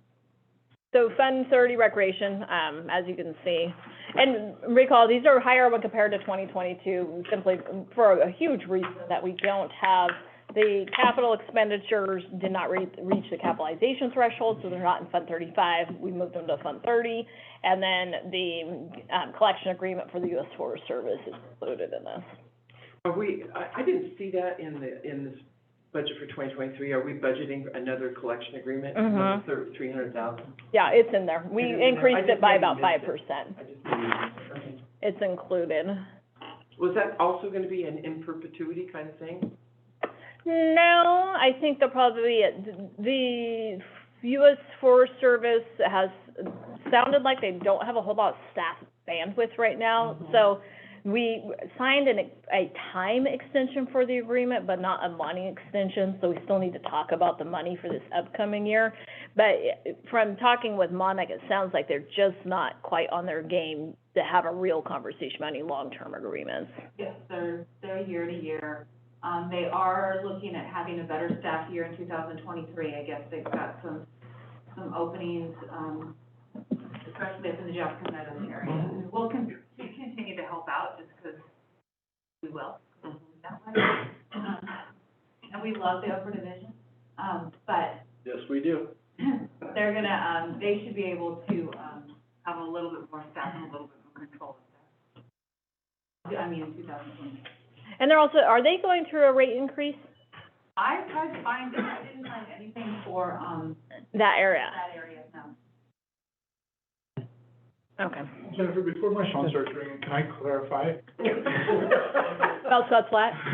So the question was not about closing anything, it was about the subsidy from hydro. Mm-hmm. If 20% is not required, I would like to look at, should a subsidy be coming from somewhere else? Like, Oh, whatever's required by hydro, I have no problem with hydro funding that subsidy. But whatever isn't required by hydro, I think we should have a conversation of who should be subsidizing that gap. I think that's a good conversation. Stop my phone from ringing. People are watching closely. I don't know. New board member advocate. I don't We're all watching the video. Yeah. Well, and that's a valid conversation, because the other valid conversation that can be along those same lines is, the Scotts Flat spillway. Is it really appropriate for hydro to pay for all of Scotts Flat spillway? Probably not. There is multi-use function of Scotts Flat, and one of it is water storage. Even if hydropower went away, the dam is not going away, and the spillway is not going away. So I think that is a really good conversation to have. Yeah, recreation can help chip in a few bucks. Yeah, to raise those rates a whole lot I know, more. I'm joking. We have to charge seniors more. No senior discount, senior add-on. Harsh. Fund 50 hydroelectric, reserves are looking good, expenditures are looking good. It's the cost allocation. Remember, the cost allocation's a little bit high, so it's hitting hydro a little bit high because of those grant reimbursed funds. So we're sitting around 26 million. Operating reserves, 6 months, this is by policy, 6 months operating expenditures. Their insurance and catastrophic reserve, and then the accrued leave reserve. And so this is what we're proposing, and this is actually, this looks good. So what this means is that we have $2.6 million over the reserve target. That's the unassigned fund balance. So that looks good, really good. Good job, Ken. Fund 50 transfer summary, and so this is, it includes a transfer to Fund 55 for capital, It includes a transfer to Fund 70 for cost allocation costs, and then the recreation subsidy. Hydroelectric capital, if you recall, we do have an elevated number of projects, but that's because we're actually showing the rollover projects this year. We do have a decent ending fund balance, but we are dipping into the capital reserves a little bit. So the capital reserve is about 15 million, and the FERC reserve is 35, for a total of 50. So we're going below about 4.8. With the consideration of the new building remodel, Kian and I are gonna work on the capital budget to make a better estimation of what work can be done and see if we can shift some work to outer years, so we're not really hitting that reserve even more. You know, I have a question. Oh, I drove by that thing, it's huge. it is, it's huge. That thing is huge. We told you. 53,000 Well, I square feet is a did, big you building. know, the pictures are, you know, there's just the front, right? We could fit every single NID structure into Yeah. the building and all the vehicles. I just think that's such a, I'm just so excited about It it. is, me too. Hey, Chris? But back to the FERC reserves. Oh, go ahead. Oh, Okay. so on the FERC reserves, are we Gotcha, adding Rich. more money into that in this budget cycle? No. Is That's it, my question too. yeah, and so there's a question, should we be adding money into the FERC reserves? We should, but we don't have any money to add into the fund. Well, I know we don't have Yeah. any, but I'm just wondering if there's. Well, I would like to do a longer term layout on the Uh-huh. FERC items and the upcoming capital. The FERC requirements aren't my biggest concern right now. It's Scotts Flat Spillway and that Chicago Park Rewind Right. Yeah. Matthew, can I? and the South Hewitt Canal. The Flume Lift Director do. Johansson has a question. I keep losing him, I'm sorry, Rich, go ahead.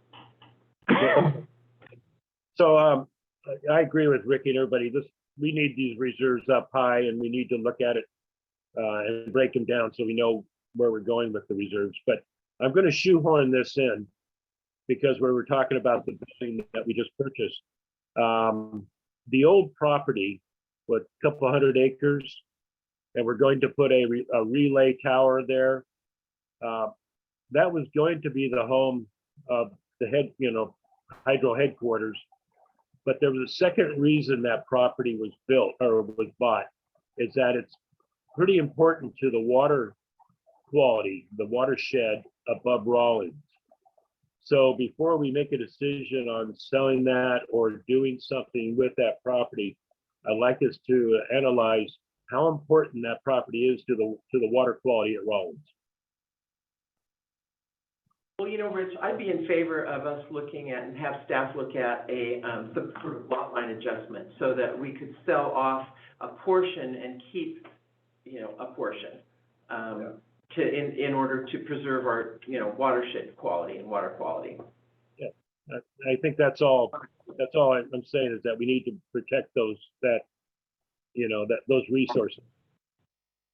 We'll bring forth an item in 2023 to look at the Rapini property as well as the existing hydropower office, so we can develop some options on potentially disposal or lot line adjustment and take a look at it. When are we supposed to close on this cul Friday, Friday. Woo-hoo, are we gonna have a party? in the building. Right? Did you invite us all? Not yet. And it's actually happening, how many years? It's wild. It's wild, huh? That's wild. It's really great, really, really great. I'm So excited that we the got. property is the bare land above the existing. Mhm. 200 acres? So Ish. is there any benefit of putting that into like Placer Land Trust or something like that? Only if they pay for it. They do that sort of thing. Have we talked to them? Is it not a good dollar per acre kind of value for us? Typically, the land trusts are not a good Okay. at market rate, but this came on so quick, we haven't even thought about the property yet. Right, it's really early into this Yeah, process. there's some value in us maintaining or somebody maintaining the property for water quality. If they were willing to pay market rate, it would be a great option. Mm-hmm. Director So- Johansson. Yeah, Trevor, good idea. I'm on that project selection committee for the land trust. So if we ask, at least we can get it in front of the project selection committee. We're not gonna have a meeting this month, it would have been Friday, but it will be next month. And there's a variety of projects out there that are being funded.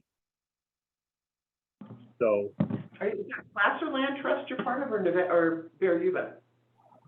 Which, are you Placer Land Trust? No, I Bear thought you Yuba. were on, Bear Yuba, that's what I thought. So this is Placer. This is in Placer County, This is Placer County, so, but it's on the river. but it is on the Bear River. Yeah, I think either They, one. they can, I think they can They could do a cross, joint yeah. project. Mhm. I mean, ideally, it would be a good neighbor to have. It'd be great. Oh, it would be If that area is a conservation project, it would be really enticing, but depending on what they do with market rate, I mean, Sure. typically they're Gotta for make sense. tax purposes. We Yeah. don't need that. That's why I was asking. Yeah, we don't receive any type of tax benefit, mm-mm. But it's worth exploring. Yeah, I we'll think. reach out. The transfer summaries as stated, it was funds from Fund 50. And then But lastly, we had the fund. Go ahead, Rich. but there are people out there interested in investing in watershed properties. And then they put a conservation easement and take the credit for it. Sure. Mhm. Right. Yeah, that's how it works. It's certainly something we should look into, because like I said, for all the water quality considerations, it would be a nice neighbor to have. And there'd be someone else responsible for the forest clearing. That is probably a better benefit. Right, another benefit. Another great idea. Someone else pays for it. Somebody else does the work. So Fund 70 internal services, we've talked a lot about the departments that are in it or divisions. And like I said, we can revisit this during the cost allocation to make sure this is all appropriate. And then the cost allocation will come up with a more specific formula. The cost allocation this year was 63,730, and we calculate it based off of employees and expenditures and revenue. It's kind of a blended formula. This kind of breaks down between administration and finance. A lot of administration is heavy because we have moved IT into administration. That happened in 2022. And then there are some just district-wide expenditures that are housed in that management category. And then finance is looking about 3.1 million. The big change is adding that additional accountant, as well as cost allocation study, rate study. Some additional consultant services are included in a couple other ancillary items. Watershed's about 3.1 million. That does house that 1.8 million in grant expenditures, safety, and then that non-departmental, so that's that district-wide shared cost. One quick question on the previous slide. So if math's right, is roughly about 16% of the budget, Is, what slide are you looking at? the administration and finance costs Yeah, is about 50. Is that pretty typical? yeah, I would say so. You don't feel like we're low or high? Nah, we're a little bit high for all of the expenditures because of those grant-related costs, and we do have a number of one-time expenditures with the studies that we're doing. So I'd say it's probably about $2.5 million high. But you think that smooths over time? It does, but it doesn't. One of our challenges is that we are proposing a new IT person. We're proposing a total of 3 new positions, but we're getting rid of 2 positions. We're still really behind in IT from the perspective that everything is just becoming more and more and more reliant on technology. Over time, I see some labor costs going down and technology costs going up. Okay. Okay, that's fair. Thank you.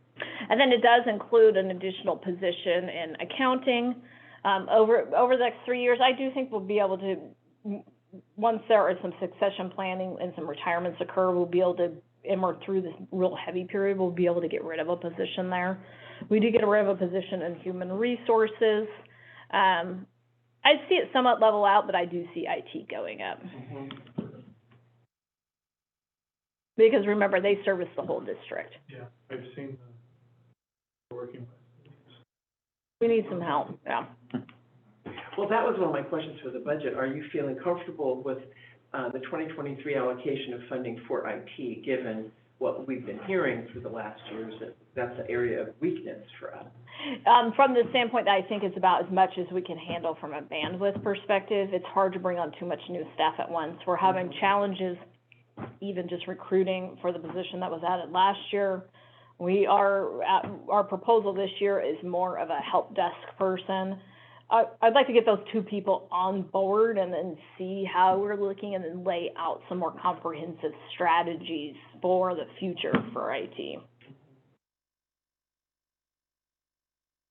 On that same line, during the strategic planning process, staff commented that the systems that we have are highly manual, and I'm wondering how our transitions, what you have in planning, how much is going to be addressed there versus how much is really still going to be manual processes and redundant work. When we get through the Tyler transition, we'll be leaps and bounds where we are currently as it relates to financials, purchasing.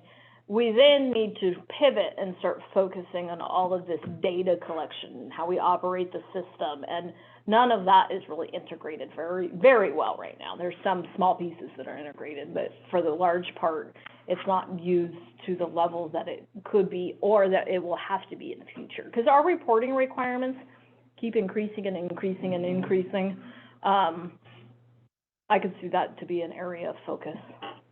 We have to do a lot of in-person daily checks on facilities now, where I think if you had some more sophisticated systems, you could probably get away from not doing that. And some of the canal modernization, you know, all those start to become very data intensive, and if you collect data appropriately, you can use it in the future just to govern operations. We're just not anywhere near that right now.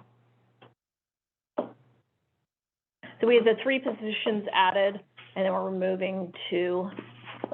So it's accounting, accountant 1, 2, engineering, survey tech 1, 2. This was the position that we did try to get away with not having in 2022, and it's turning out, from a workload perspective, we do need it. And then additional IT support, and then removing a position that's been getting carried over for the past couple of years that has not been filled in administration, so we're getting rid of that, and then removing an HR rep, going from 3 to 2. So is the 397 the net between the pluses and minuses? No, that's the total, I think. Let me look. Do you recall, Naomi, and that labor spreadsheet? I'll have to get back to you on that. I just don't recall, because the number's not looking correct if I added benefits. Yeah, right. Is that additional? Oh, actually, it could be. I think it does include benefits. That's the total. It would have to include benefits. Yeah. It's the total, not the net. So I can, we'll calculate that number. And then this shows you the full-time equivalent counts. So we're going from 208 to 209. The 2022 numbers, when we went to budget, we were at 204 in 22, and then we added those positions associated with the South Yuba Canal acquisition. That's reflected in that 22 number. And then the 23 is what we're proposing. In 21, you were like 220? 220. 220. I'd add that column. It does make us look better. Yeah.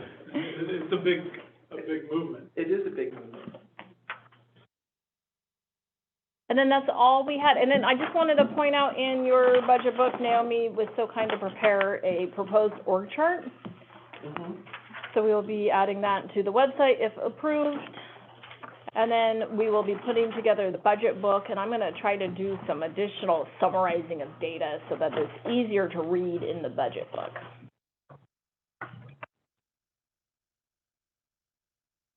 After, so we say we've added new positions on the org chart. I wonder if you might also note the reduction of the 2 positions, so that anybody who's looking at the org chart doesn't think, oh. They just keep adding. Oh, yeah. What if we add yeah, we'll figure out a way. We could also put a total full-time equivalent count for 22. Yeah, Mhm. I can start with 21. put 21, 22. There you go. Yeah, we could do that. I would make sure that those positions were actually filled, because sometimes the district historically would say, we have 220 positions, but 10 were vacant. That's valid in these numbers we're presenting. There are vacant positions in these numbers. Yeah. We run a vacancy rate of 5% probably. Well, but what I mean is, sometimes you keep placeholder positions and you have no recruitment strategy for that fiscal year. They're just placeholders. Well, like, for those 4 positions in hydro, I think in 2021, those were added in, Yeah. knowing that we were gonna have to get them, but they weren't filled. And then I think. Well, I took them out in 22, then we Yeah, you added took them them back out in in, 22, and they're not so- completely filled now. Yeah, so, but I mean, that shows some of the flex. There are several vacant positions. Most of them are actively recruited for. I think the only one that's been really South Yuba Canal positions. We've been on a slow burn on hiring just to save money until we're more confident in when that transaction's gonna close.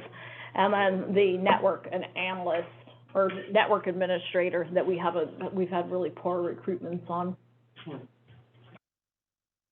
I guess my point is, if we're gonna present 2021 numbers, I just wanna make sure that those are positions that the district intended to fill or had filled in 2021, not 4 positions were added should South Yuba Canal be inherited during that fiscal year, and which were never filled. Yeah, let me take a look at it and see. I mean, I just think, I just think we have a different standard for, how we're presenting things today. When the org chart presents the budget authority for hiring. And so that's why we show the vacant positions, because Sure. it's fully included in the budget. If we took off positions that we are kind of on a slow burn on hiring for whatever the reason is, it would not match the budget. I'm not Yeah. worried about the current fiscal year at all. Okay. I'm saying if we go You're looking retrospective actual. to 2021, Yeah, I we don't just wanna wanna boast make about It something that was should never be filled. apples for apples. Yeah. Whatever the definition was in 2021 and what it is today, Yeah. we want the same thing, so we have an adequate or an accurate comparison. Right. Yeah. Okay, we'll take a look at that. Hey, Chris? Director Johanna, Yeah, I may be missing some, but I don't know why we want to add more work. I mean, we could go back to 2021, but what's the benefit? Just for comparison, why add more work? It will be a little bit difficult to go back to 2021. We'll have to comb through records. If we Can really you- I mean- reduce positions, it would be a big deal. Well, we did, so those numbers are actual financial budget positions. So that it is an actual reduction. It reduced the budget by that many positions.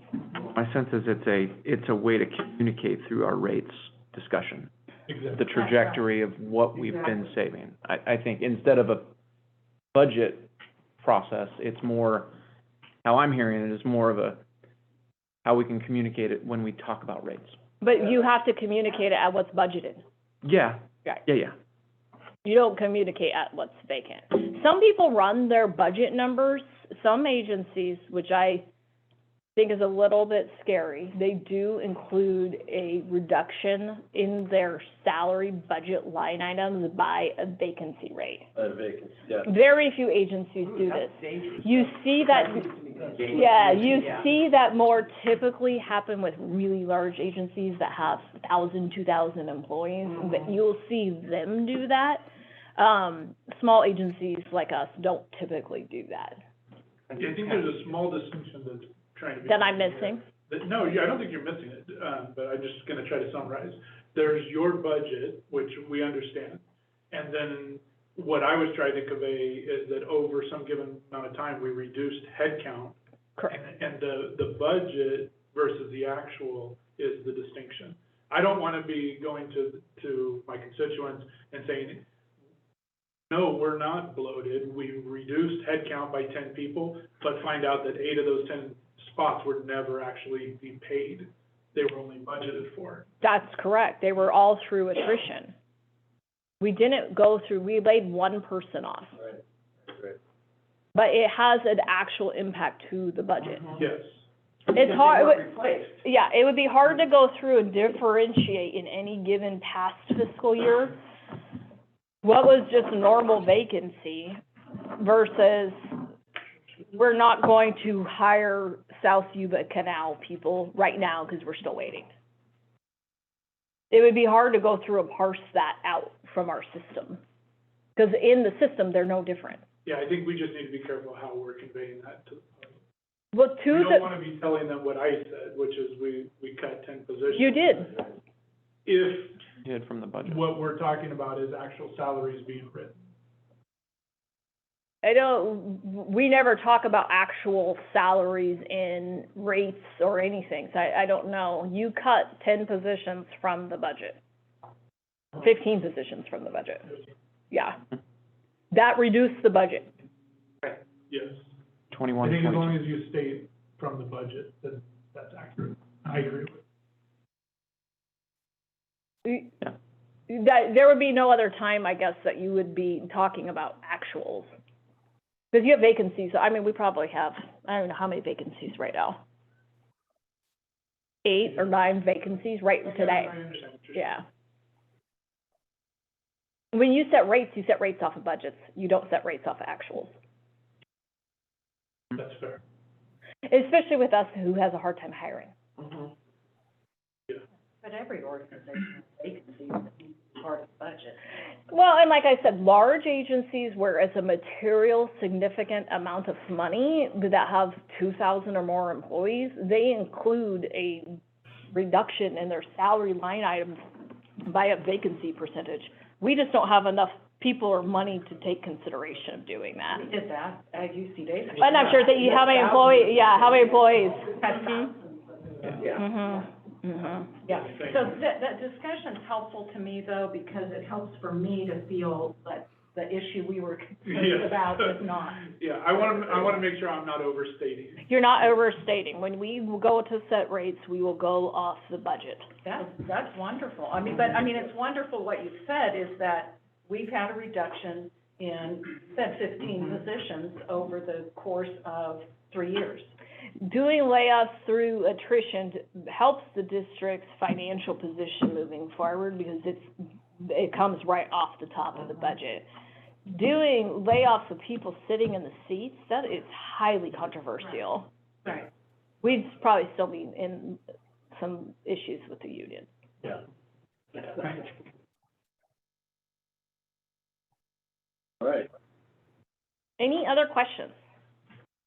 And we'll bring, like I said, I'm gonna bring back, the adjusted fund balances when we do some cleanup. And then I'll do some better summarizing in the budget book, so it's easier for people to read. And I can add in some language on those on how the, full-time equivalents have been reduced over years and what that means to the budget. Well, I have a whole list of questions. I think, Karen, you have, and I don't know about anyone else. I don't know how, Mr. President, you want to handle that, so. Oh, a whole list of more questions we haven't answered? Yes. Oh, okay.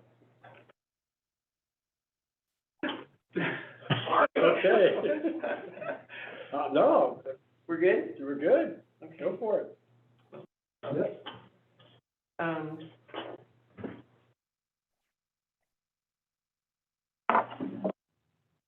One of the things that I was concerned about on page 38 of our budget, on, water purchases, we went from 2021 of 80,000 to 980,000 budgeted for 2023. And that was like a giant increase, and you got back to me, Jen, I appreciated it, but I didn't fully understand it, so could you? So 2021, the water purchases weren't fully budgeted for. Right, They how came much back, are they? there's about $950,000. It is? I Uh-huh. didn't remember that it was that much. Yeah. Close to $1 million. Uh-huh. It is variable based on how much PG makes available to us. Right. So, How much we buy? but on average, we budgeted about 800,000, but it goes up every year based on CPI. Okay. That's helpful, because I didn't remember that it was that much, and then I remember we made some purchases and. We amended the budget to make the purchases in Is that what we 2020. did? Mhm. Okay. But Well, they that never helps. even invoiced us in 21, so we're paying it in 22. Thank you. Little behind. Huh? They're a little behind. Way behind. It's Yeah, okay, well, but you can see why I would ask the question. Yeah. This is a small thing, but the bank fees, you don't show anywhere other than in rec, and in rec, they're paying $46,000 in bank fees. There's bank fees in other, areas, but it's a function of the credit card transactions. The one year they showed the $8,000 in bank fees was the incorrect number that was provided by the former finance director. Oh, okay. It's a percentage of the transaction. Okay, well, right, okay. And then, I wanted to have an understanding about in the vegetation management budget, you know, we've got, things that, elimination of goats. I mean, I know that will get a laugh from some people, but elimination of several of these things that we had instituted, you know, some years ago in order to work with lessening the input of glyphosate and others. We still utilize goats. Right now, they're still testing out some different types of products, and so the payment of those more environmentally friendly products comes from the same categories that the non-environmentally products comes from. So right now, we're still sorting through it. We haven't made a wholesale change. We're seeing how things are. So. We still utilize goats. Rich, go ahead. Yes. Thank you for Oh, bringing, wait. hey, Ricky, thank you for bringing that up. Can we get a list of those products? Because both Chris Pardon? and I are certified organic. It just And moved to contract. we have some information, Page 49. It's on page 49. all the herbicides. Well, okay, we had two conversations going at the same time here, Rich, and so, Sure. I'm sorry. So to answer my question, Steve says that this has got moved from where I thought eliminated. Yeah, under consultant, which is, it was miscategorized because we use as a contractor for Right. goats. So the 40,000 that we have assigned each year for the goats, we move that from consultant budget to contractor budget. In So contractor. we are going to continue using and improving on our goat, contract. The goat budget looks like it's raised from $5,000 to $40,000. Yeah, I see that now, it's good. So then the aquatic weed management monitoring, it doesn't look like we're doing any of that under the contractors for That's usually, Consultant. 2023. I know, but, some of Oh, I this, see. we'll clean some of this up because if you're, I mean, we move things around. confusing, yeah. Well, it's confusing because it's showing the prior year. We Yeah. just move things around as we learn more and say, well, that was the wrong place. Let's move it to this category. So anyway, but then Rich, I'm sorry to cut you off, but did you have more to say about the veg management? I'd just like to see what, I'd like to see what products, that we're trying, if we're trying some softer, more organically approved, products. We can bring back an item specific to vegetation control at some time in the future. I would like that, I was just thinking, We haven't seen that haven't for a been while. up to date in the past year, I don't think. Right. Somebody was asking about that recently, and I said, Right. We'll bring back an item. What are the results of the grass planting, I was asked about that. Mhm. Well, and of some of the other things that we did, I can't remember, did we have a steam machine? And I mean, so we did a whole bunch of different things. Yeah, some of those things have bared out to not be, logical to Right, use well, it on a would be large good to scale know. basis. So We'll that, bring I it would back. appreciate bringing that item back, so we can get ourselves educated about what we did and what worked and what didn't. So let's see, my next question for.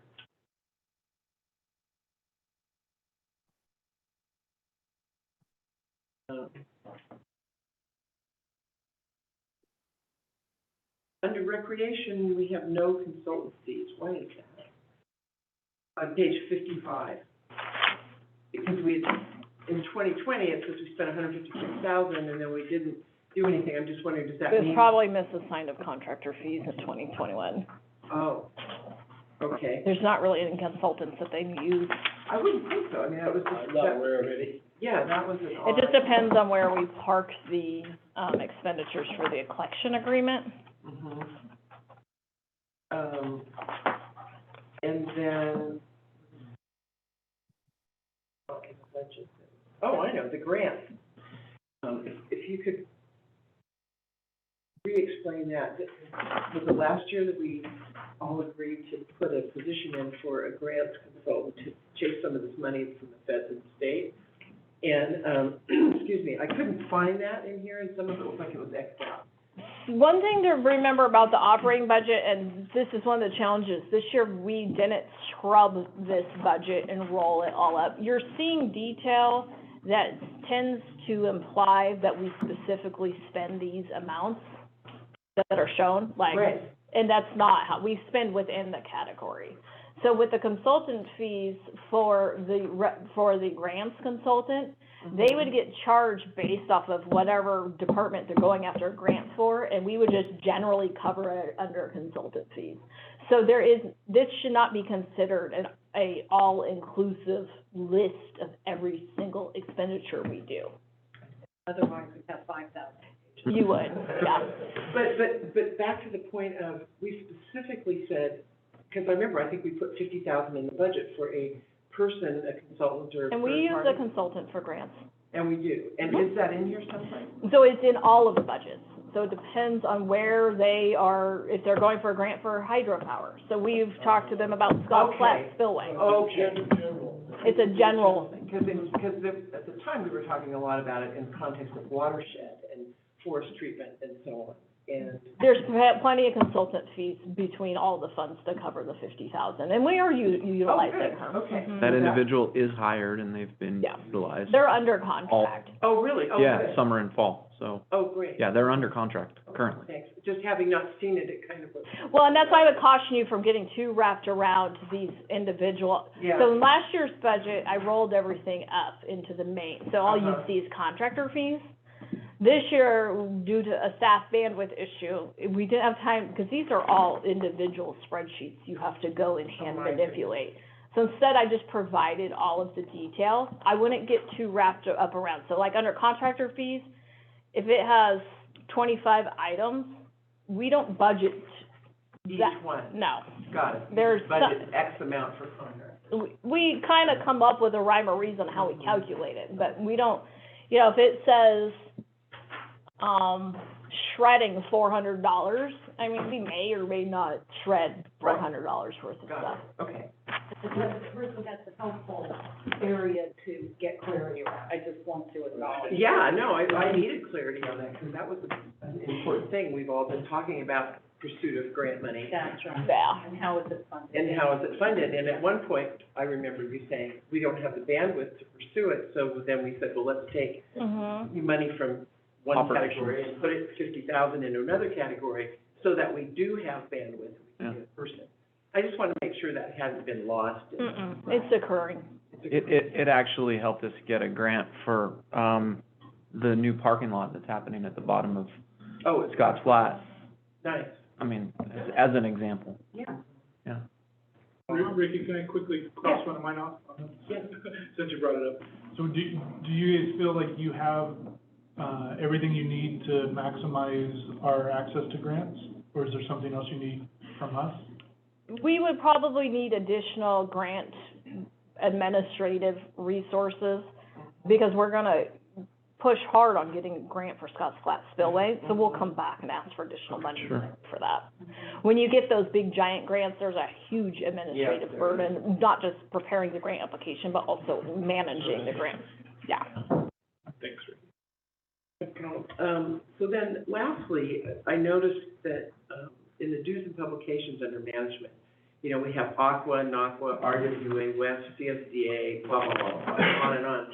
And I just noticed that, I guess I wanted to have a discussion about RWA separate from today, separate from Okay. the budget discussion. And what we should or should not be doing. My experience, I would like to have a further discussion about RWA and its benefit to the district. And then look at perhaps Mountain County, either in addition to or in replacement. I don't know what the right thing to do is, but that $45,000 for RWA seems like a big amount of money, and I'd like to understand better what we're actually getting for it. Okay. Yeah. Let's bring that back as an independent discussion. One of the challenges we're having is the bandwidth to even participate in any of these things. That's right, I know. We actually have a one-on-one with the executive director RWA. this week. Yeah. Yeah, RWA, Jennifer and I do. I was gonna participate in all that. You can if you'd like to. Good. Well, I don't know, but I'll just let you guys do it, but I just, that is a concern for me, because I know that All of the them bandwidth are a problem. is, so if we're We just paying don't for have a whole bunch of money for something that we're not receiving benefit from, we might wanna reevaluate whether that's worthy of our time. Let's let Greg and I spend some time on this and put some thoughts together. It really is a bandwidth issue. If we attended all of these meetings, we'd probably go to Can't get anything done. Yeah, you would not. 7 a week I know, meetings, and RWA just for specifically- association. And they're each 2 hours long. Or an RWA can be 5. Oh, yeah, because I sat on there for 5 or 6 hours one Yeah. day, Yeah. and it was miserable.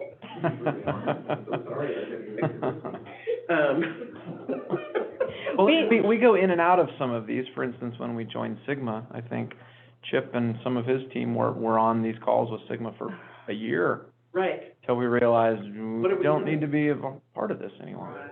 Right, so, So anyway, Something to go. this sparked me to say, can we have a bigger discussion about these?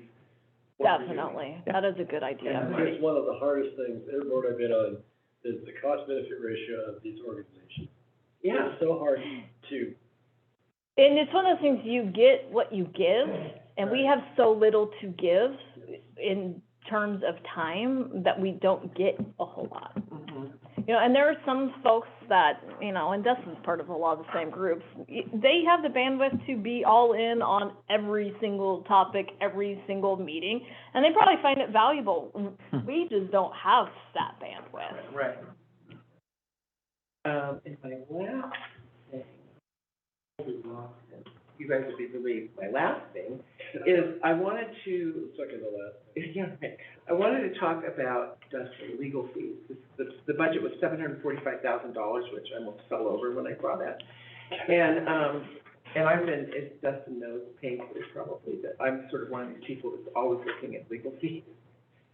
So is that a number that we will stay within? Are we gonna have to do that larger? Which page are you at? Okay, I have. We've been to find it. staying within that number, but you have to understand that includes all of our special little Yeah, no, things I saw we have that. going I saw on. the FERC council and all of It's that. Labor Council, yeah. Labor that's Council. everybody. Labor council, yeah, Mhm. and then, are we still using the same labor council? I thought we did. We use LCW for Labor Okay, Council, so there was- Labor Cassie Whitmore, Jackson Hewitt? Is that- Jackson Lewis. Jackson Lewis, okay. Anyway, there was I had it. 84, page 84 is management legal. Oh, I have I'm not sure. They've spread out over the different. Well, I know, because it was spread out over a lot of funds. Yeah, so we have, this shows 215 for Dustin. No, there was one that was, it was 740,000. Probably in FERC. Probably, yeah, probably. Anyway, I just wanted to also point that out to the board, that we spend a lot of money on legal fees. And it's And it's perfectly fine, but it's a normal It's a normal threshold. threshold. Yeah, every agency, it's a lot, like, if you, and I'd like to track it, I'd like to see what was X in 2021. so if you look at like PCWA, they have an on-staff I know they. attorney, they have an on-staff deputy attorney, they have contract general legal Right. counsel, and then they have counsel. It's just the name of the business we're in. It's highly technical, it's very legally driven, it's very risky. And even when I worked for the city, you have your general counsel, and then you have a slew of other attorneys that help you Right, I know. depending on what it is. But I just, like, I'm always sensitive to that, because that's always a big number. And it's also probably our highest risk financially, Yeah, and it keeps getting. is getting sued and losing. What do you mean, highest Risk, risk? we have to deal with legal all the time to mitigate potential risk. And so we're constantly in communication. Because there's long-term ramifications to any of the agreements we enter into, to the FERC licensing, I can't even imagine how much we spent on FERC relicensing over the past 13 years. I'm more comfortable with this big number. Mhm. I don't disagree with the big number, but getting used to big numbers is across the board. I'm comfortable with, it's along the lines of what my experience Okay. tells me to expect. Okay, I know what it is. It was on page 20, if you look at it, and it's $747,000. Oh, it's rolled up? Oh. I'll have to, let me double Yeah. check that and make sure that number is actually correct. And if it is what it is, but I just want Well, to highlight it, the- that's a big number. Big item is probably in FERC relicensing. So that's where it's on. We have water rates, we have FERC relicensing. Oh, I know. Oh, yeah, there's $300,000 in hydro for FERC relicensing, Uh-huh, and any other ancillary items. right. Thank you. I will surrender my time. It wasn't too bad? Okay, thank you. You could be in the weeds all the time, remember? President Bureauwagon, just remember, we do have a hard stop at noon, so if we would like to continue the budget discussion after the closed session, we're gonna have to do that, but we can continue to power through till I will noon. be watching the clock. I think, Jennifer answered really my questions that I had, and I just had some requests that, can we advance the budget process, so we're not doing it in December, and she accommodated that. In my conversation with Jennifer, I came to appreciate how much this is a work in progress. Yes. And that we're hampered by technology and staff transitions right now, and that what ideally we'd like to present isn't necessarily what we were able to accomplish this year just because of these factors. And so that made me feel much better to hear what the plan was, and I think Jennifer's going to present that to us at a later date. I did have some specific questions, and maybe we can just go over those briefly, Jennifer. You talked about the, on page 4 of your memo, that we have an operating deficit of, Well, it's a little bit more than that, it's about 16. Our operating deficit is inflated because of the rollovers, primarily because of the rollovers and dragging projects with us for the past 3 years. We've never budgeted rollovers in the beginning budget before. And then the second item is also because of, we have the cost of living increase associated with COLAs. We're struggling with inflation just like the rest of the world is. Gas, utilities, materials, supplies, all of those have gone up. And then, they're arbitrarily increased due to that 1.8 million in grant expenditures budgeted to fund 70. And then there's one, the Duffel lease, the district funded water line extension projects. All those, it'll normalize a little bit better next year. and then the other, kind of primary area I just had questions on was on, page 21. In that table, after Director Hall brought her comments to me and I started looking into the table, I started going, what is going on with this table? One of the problems with comparing year over year with that particular table is it's pulling in a lot of capital that we've moved out. So it appears that there's these huge drops in expenditures in the operating funds, but it's only because the capital's been moved out. So we can't really, can't compare apples. well, I mean, I kind of just put it aside and said, okay, it's not, And let me do some work on cleaning that table up so it better reflects actuals as much as I can with apples to apples. well, I feel good with what we have for our 2023 budget, and so I'm fine with you doing it, cleaning up what you feel needs to be cleaned up, but don't do it for me, because I don't, I think we've got a solid budget, based on solid rationale for what the district needs and what historical trends have been. Director Johansson. I was gonna say I have about 12 questions, but I'm good. I'm good with the budget. You have Good job. 12 questions, do or don't need to be answered. No, it's, for what we have to deal with, I think, and the technology you have to deal with, it's great. We know where we're going, what we're spending, and what we're spending it on, and I'm comfortable with it.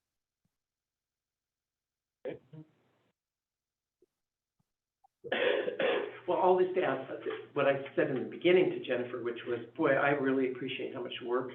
It's so evident that you put in here and what a challenge you've taken on. And this was, it's a very good budget. It's very solid. I feel good about where the money's going. I feel like it's defensible to our public. Thank you. Well, and staff does most of the work. I They have understand. to spend months and months I understand. developing their budgets So and their I'm capital also programs. grateful to our staff.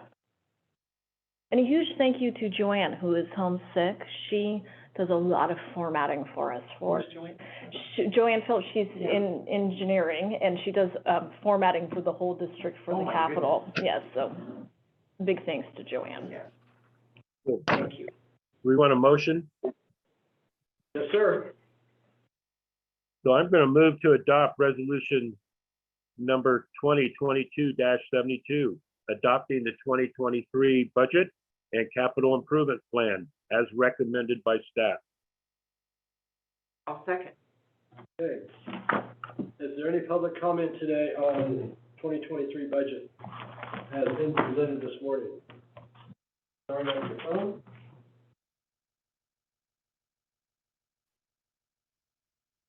Very good. All right, and I concur with my colleagues on looking at this. Just the notes in the staff report are very encouraging as far as where we are, where we're going, and I appreciate that a lot. That it is defensible, it puts us on, we're on track, even though we're in a deficit spot. We recognize that, but I'm very. So with that, Madam Secretary, will you call the roll? Division 4, Aye. Division 1, Yes. Division 5, Yes? Division 3, Aye. Division 2. Aye. Thank you very much, staff. Jennifer, good job. Very good. Okay, moving along. Next is reorganization of the board and appointment of secretary, our annual exercise we're going to go through. So we'll start with election of president. I move that we appoint or elect Karen Hull as president for 2023. I would second that. I would second that. It's a privilege to second that motion. Thank you, Rich. Okay? Any other nominations for president? Do I have to do public comment on each one of these? Yeah. Okay. So is there any public comment on the nomination for president? Karen Hall's been nominated. Starting on your phone? Okay, Madam Secretary, will you call the roll, please? Division 4, Aye. Division 1, Yes. Division 5, Yes? Division 3, Division 2. Aye. Okay, that was almost like relative.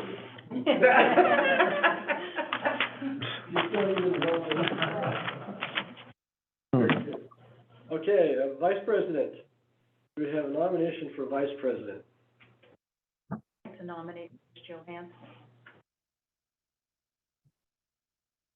Okay. Any other nomination for Vice President? Any public comment on nomination of Rich Johansson for Vice You President? need a second. Oh, you need a Second. second. We don't have Ricky will second. Director Heck will second.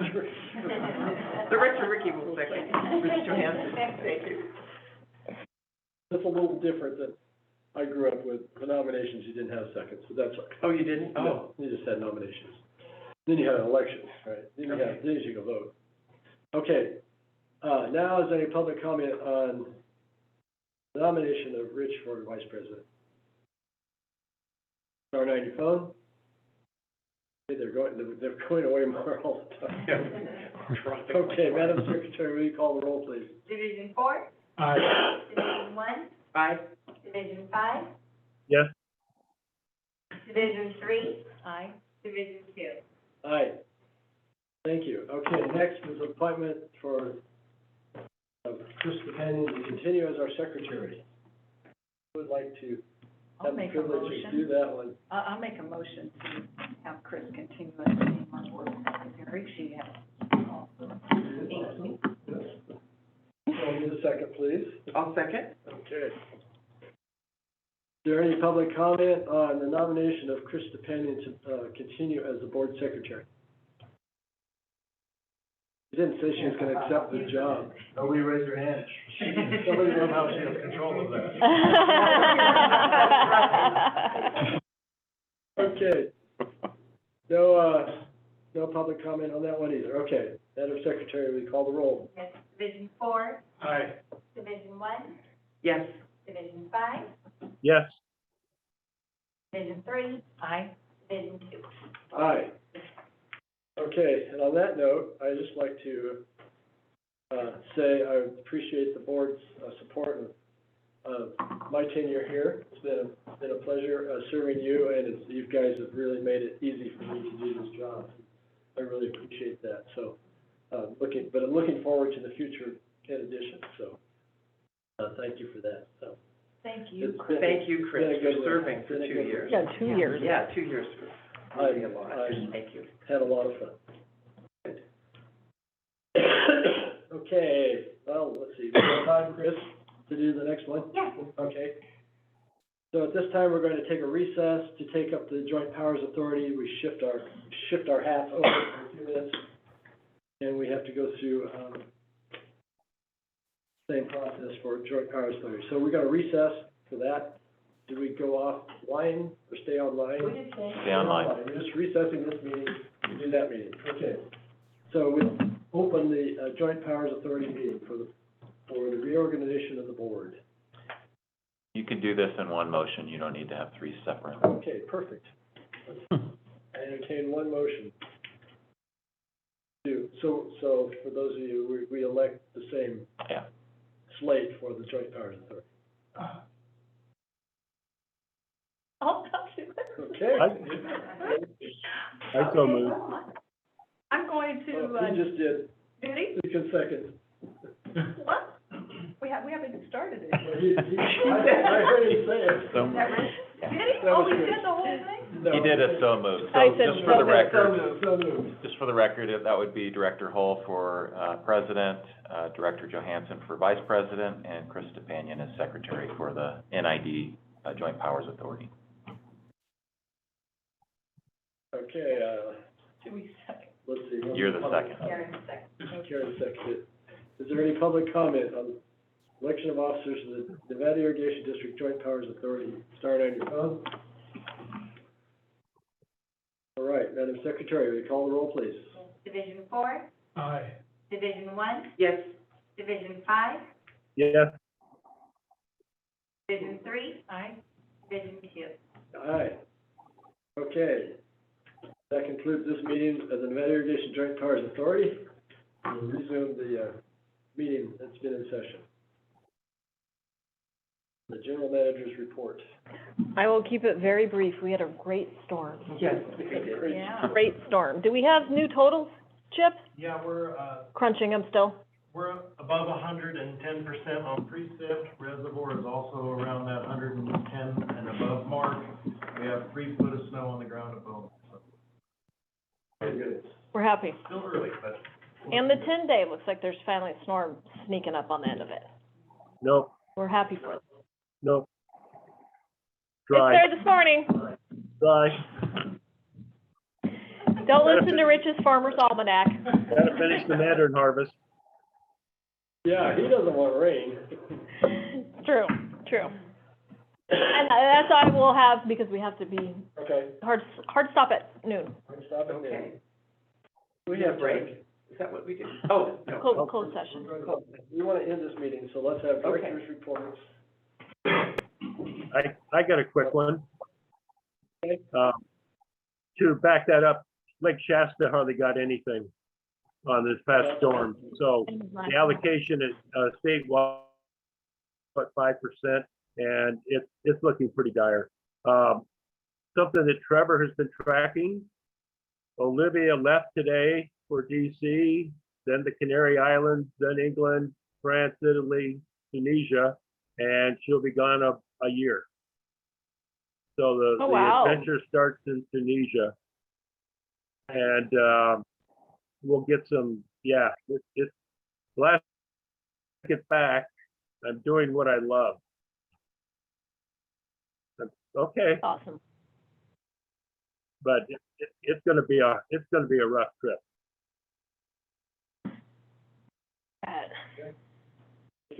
Director Heck, I do that every time. Thank you. That's okay. I'll make this short. I have one thing to report, which is attended a very good meeting with, Mountain County Water Association, and, learned a lot more about their new strategic plan for 23 through 25. It was interesting. They did a 2-year outlook. And, what their new goals and values and all of those things are, and it was very helpful and very good. I was impressed. That's what I gotta say. That's it. Okay. Director Holt. I also went to the Mountain Counties meeting and found it very interesting. I also spoke with Amy Retzler at CR Harvest, and that was very interesting because she talked about having a meeting with Jennifer in which she was talking about how with her constituents, she was advocating for extend your growing period. And Right. making a big assumption that we would have water for that extended growing period. And so through that conversation, she goes, oh, okay. Imagine that segue, right? Yeah. So anyway, I think that's part of the value of this outreach that we are doing as leadership of the district as well as the board. And then I did pass out, since I referenced last time, a way to present rate increases. And this is from Tom O'Donnell, and I thought it was a very helpful way to explain what is driving cost increases and ways that, in this particular instance, the association is reducing costs. So I thought it might serve as a model as we look at redoing our rates. Absolutely. When you get on the block, Do you have anything to report? I don't have a lot to report. I just want to thank Director Peters for her service and hope to fill her seat here adequately.